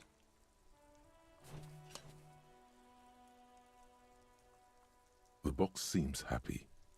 Eat shit pig, fucked by the coon, and St. G with a crown have been scribbled on it. Jenny is a whore, and best set mailbox also. Mail collection box, you should man the fuck up. The mailbox does not know how to man up.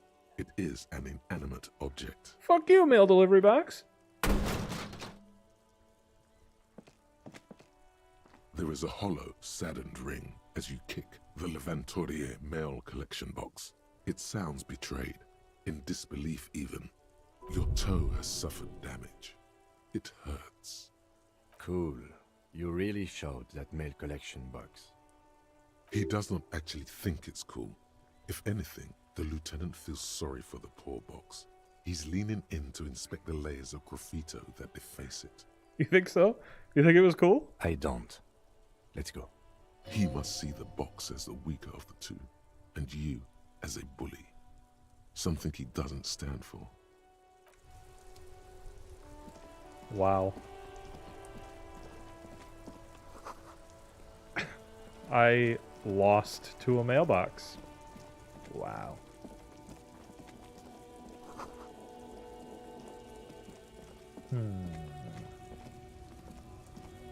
Looking for something odd? Right. Let's see if we can talk to this dude again.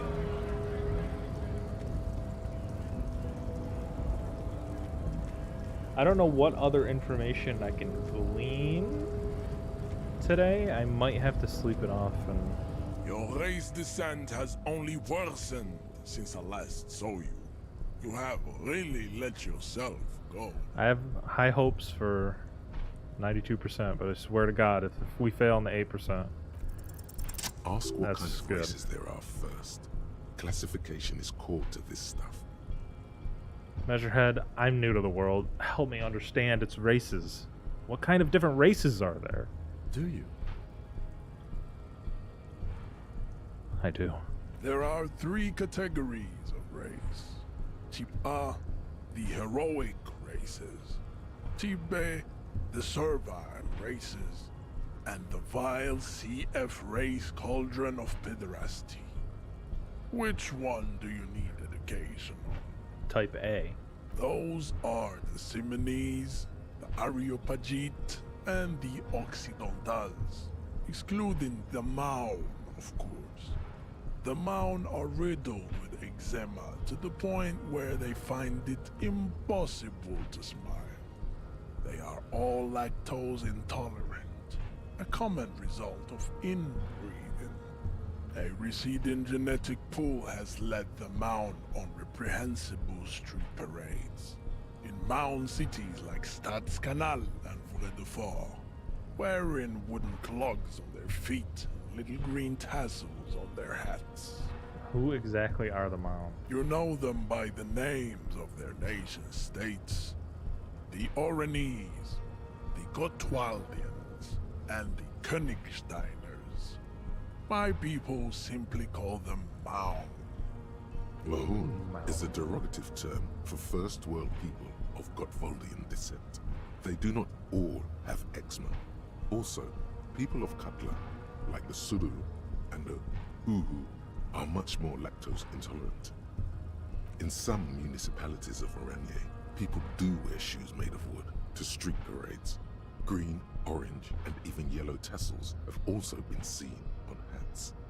The Maun are proof that you can have too much Occidental racial purity and tassel-centric culture. Inbreeding has led to a lactose-intolerant subrace whom no one can take seriously. Okay, who are Type A then? The Vespertines and Messenians of Vesper and Messina, the ancient Meteorans of Meteo by the golden Pisantic Sea, the Suren of Sur-la-Clé, and even the North Königsteiners, all have Type A race propensities. The other large Mondial civilization, the Mesk, are too yellow and oleaginous to count as a heroic race. True, they are violent and expansionist, but they have a glandular problem. Overproduction of sebum. Sebum is leaking into their brains, making them listen to El Mariachi music and eat toxic minced meat-based food, which in turn only produces more sebum. And who are the Seminese and Areopagites in this? As proven by the Maun and the Mesk, Occidental Type A is in retrograde. The Seminese and the Areopagites are on the ascent. Okay, what's the difference? The Areopagites are sleek, long-headed. The Seminese are powerful, mesomorphic. The former is an immutable progenitor, unchanged since the Super Isola of Pericarnassus. Ancient brains rest in their slender skulls. The latter is perfected in adapting. Together they form the Simeno-Areopagite, or Simeopagite superrace. That is all.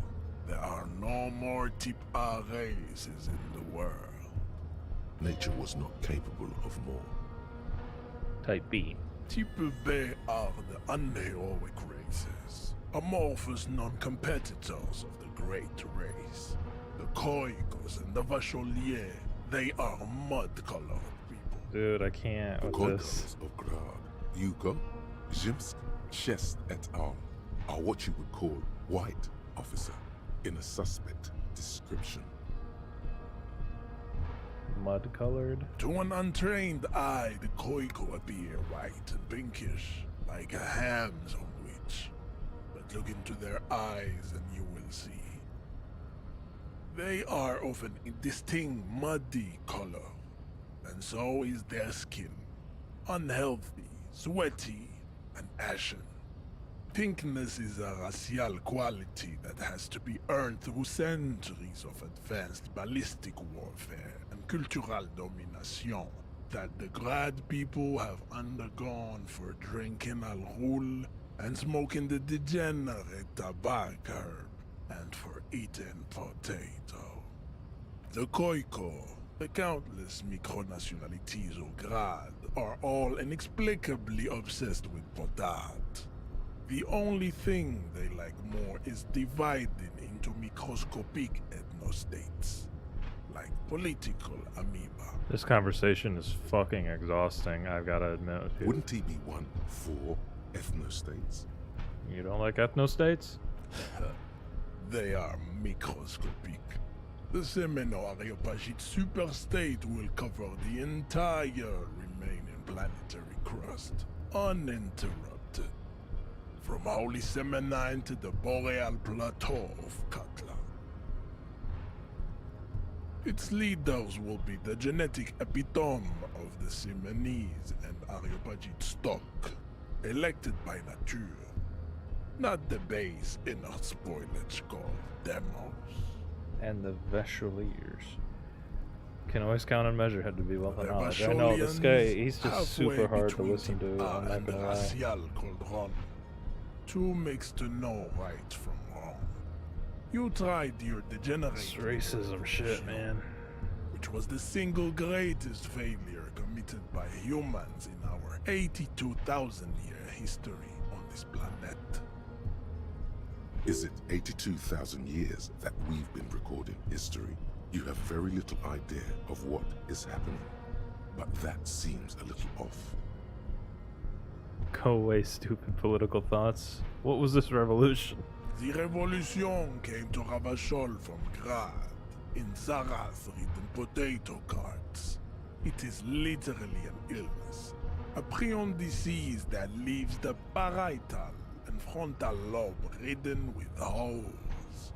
A soft, sponge-like mass of dementia, hallucination, and paranoia.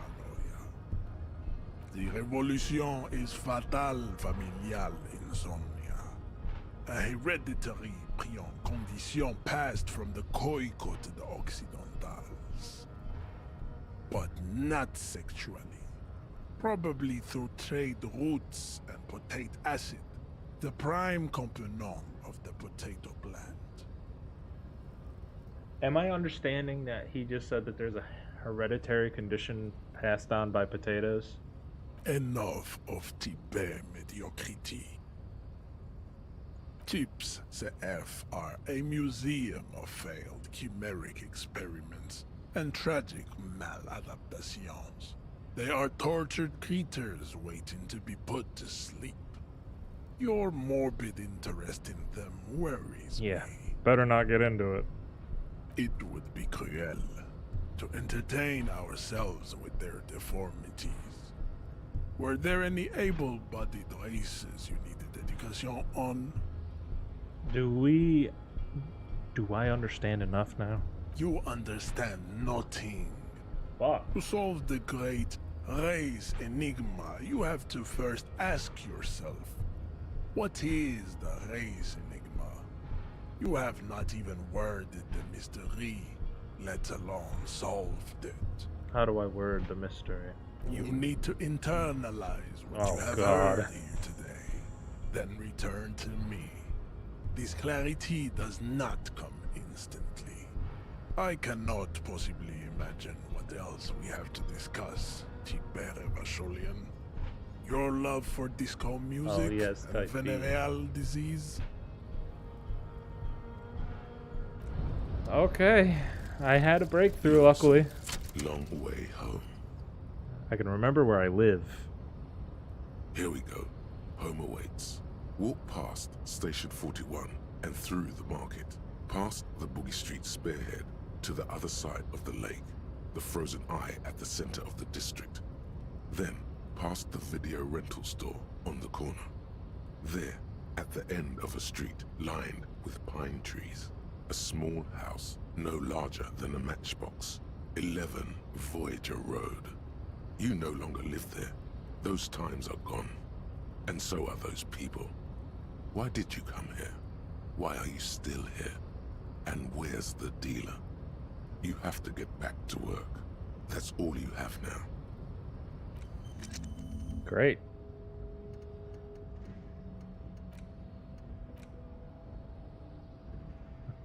Advanced race theory. Alright, advanced race theory. Let's fucking internalize that, shall we? Goodness gracious.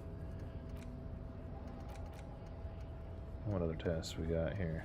I suppose we can just go to sleep now. I don't really see what else I can do. Well, there's probably more I can do.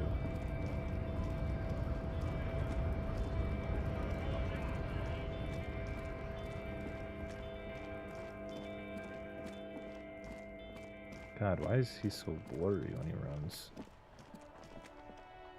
Alright, let's take a look here. So we haven't accessed the harbor yet. Ask Kuno what he knows. Don't think that's gonna happen. Who put the clothes in the trash?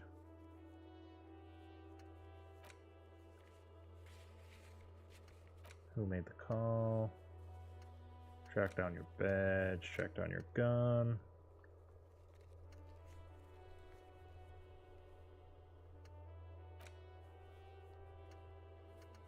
Buy fallen pants, figure out who's in the secret passage, sing karaoke.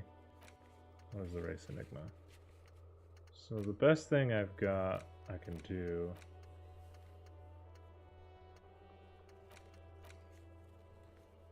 probably the gun, so I have to find the local pawn shop. Might actually be exploring more here for a sec. What was that? Earthquake damage.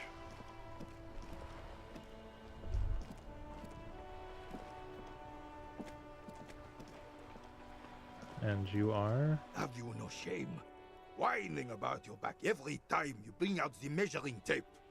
René, you're a man with a fork in a world of soup. Please, let's just try to enjoy the game, alright?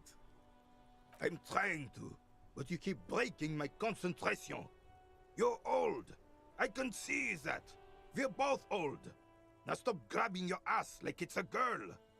These manly men are playing balls. This is a ball game. Grab a ball and play it. Don't ask questions. Shoot first. Ask questions never. Hell yeah, ball time. That's the spirit.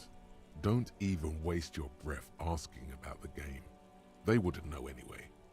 They're way past their prime. Ball time!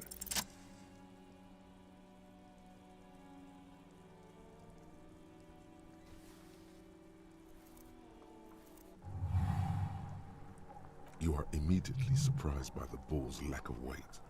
No matter. You'll make it work. Be the ball.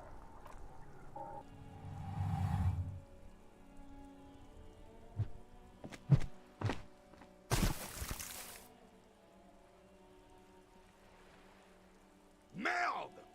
Bordel de merde! Shit, you piece of shit? A whorehouse of shit. A whorehouse of shit. It wasn't whorehouse of shit. The shot was at least 23 meters. Probably 24, and then some. What the hell is your problem? Not a weak right triceps, that's for sure. I don't care if you are a cop. You do not just ruin someone's game. It's so goddamn disrespectful. What? You vandalized our game, son. We can't play pétanque with 5 bull. Pétanque, I understand. No, no you don't. Our pétanque game is ruined. We want our bull back. Take it easy, René. This is just a misunderstanding, isn't it, officer? No harm done. Of course there's harm done, you orange slug. You owe us a goddamn bull. Okay, I'll try to fix it. Good. Mistakes are forgiven, when men at least try to right their wrongs. I believe you will try. Now why did you approach us? Yes, why did you come here? It's unlikely they know anything about the murder. Okay, bye. Just trying to find the pawn shop.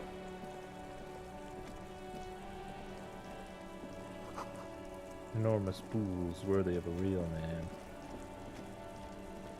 Let's head south.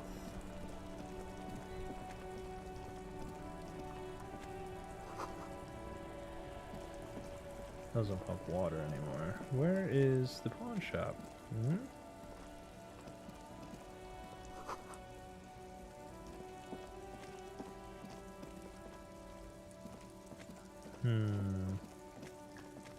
I'm assuming the existence of a pawn shop because my journal specifically mentioned a pawn shop, but now I'm wondering if there is even a pawn shop. A couple of indicator lights are missing from this control panel. Loose wires dangle from the now vacant holes. In the middle is a lever. Beneath it, a small metal plaque. This panel usually closes the waterlock, turning it into a bridge that lets you cross the canal. But there's a crashed salmon and butter sign in the way. Pulling the lever probably won't do anything. Okay. G'day to you, officers. A burly man hangs out by the waterlock, carving up a generous serving of salami with an old hunter's knife. His eyes are fixed on a man stranded on the other side of the waterlock and on an enormous billboard that has fallen down into the canal between them. Okay, what caused the wreckage? I wasn't here to witness it, but those look like tire tracks on that sign. Weird, huh? Then again, plenty of daredevil drivers in Revachol. The words Daredevil Driver sound ominous to you. Ooh, spooky. Too bad it also takes a year and a day to repair anything around here, especially a waterlock. The rest of the coast is closed off till then. Can I have some salami? Sure thing. Want some too, officer? Why not? Yo, I got some salami. What's Well, up? there's the fishing village, an abandoned fish market, a bizarro church. Not much use to the congregation, though. There always seems to be something wrong with it. Yeah, not really much else. Just bombed out ruins. Okay, bye. I got some fucking salami, though. What? Salami? I don't know what I'm gonna do without, like, my badge. I feel like that's just a absolute wall I have to face. Oh, I see a door.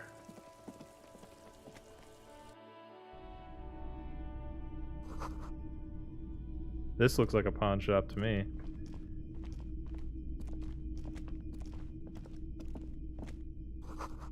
Sounds like a space station, though.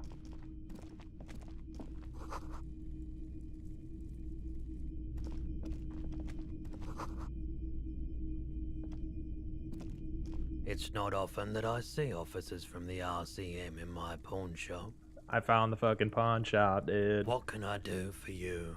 His courtesy is not insincere, but he prefers being alone with his projector, just watching the movement of light across the walls of the shop.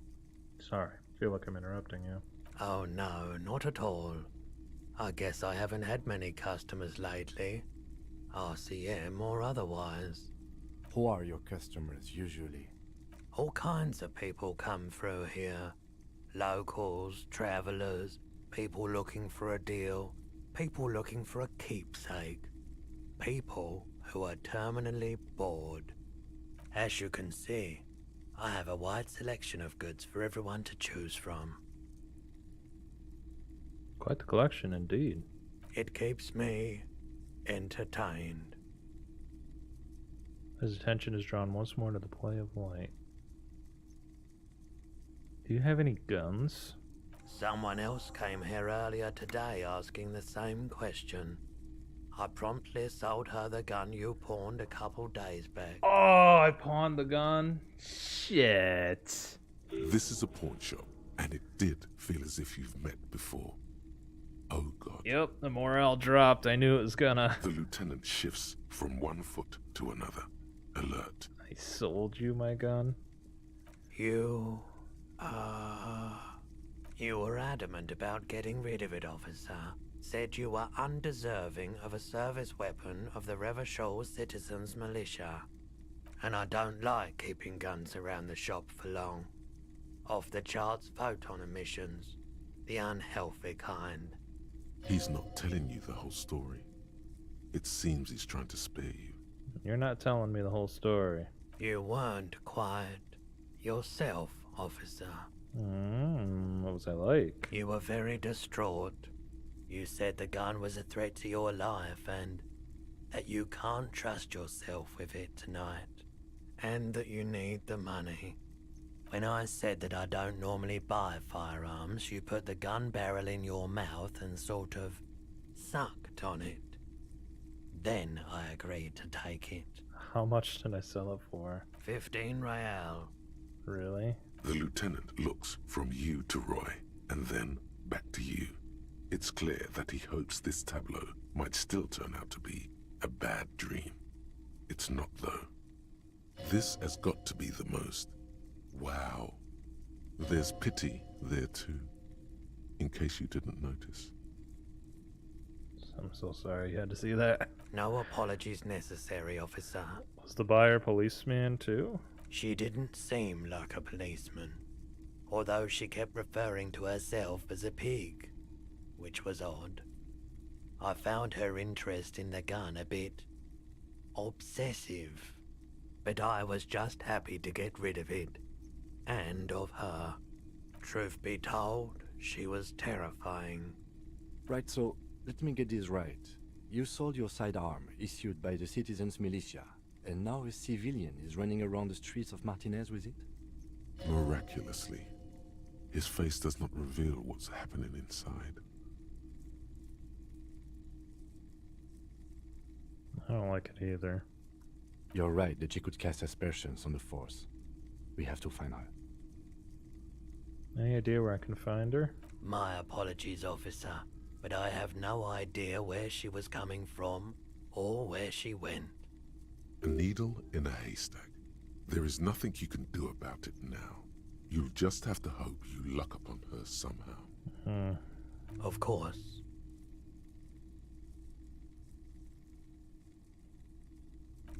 That's it. My gun ain't here.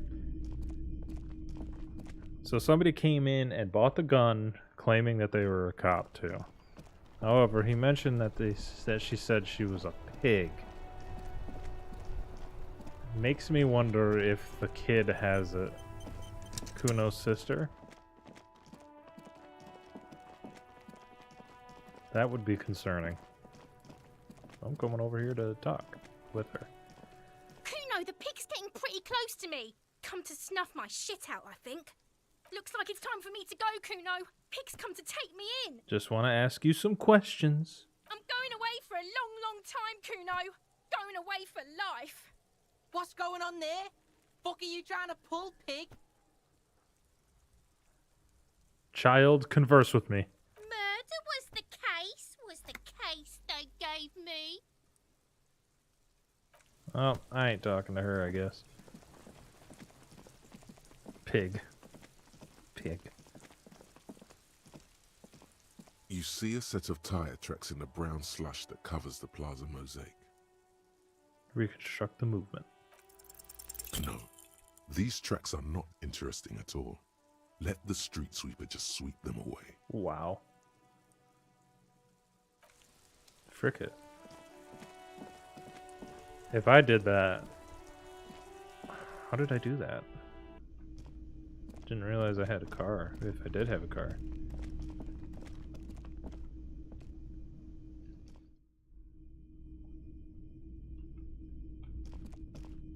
Yes, Jen. Hi.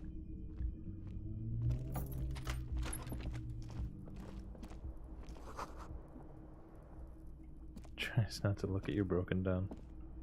Game during nap tomorrow? Hell yeah, dude.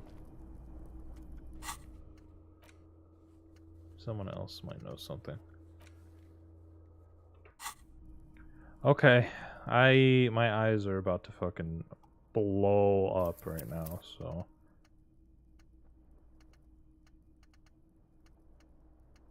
save. Okay. That's gonna do it for this 2-hour long episode. We've learned some stuff, internalizing that advanced race theory that we've got going on in our head, but I'm liking the game so far. The mystery deepens. As confusing as it is, I do want to solve it, so I'll catch you next time. Thank you for stopping in. I always appreciate you guys. Lurkers are loved, chatters are loved, everybody's loved here. And I will see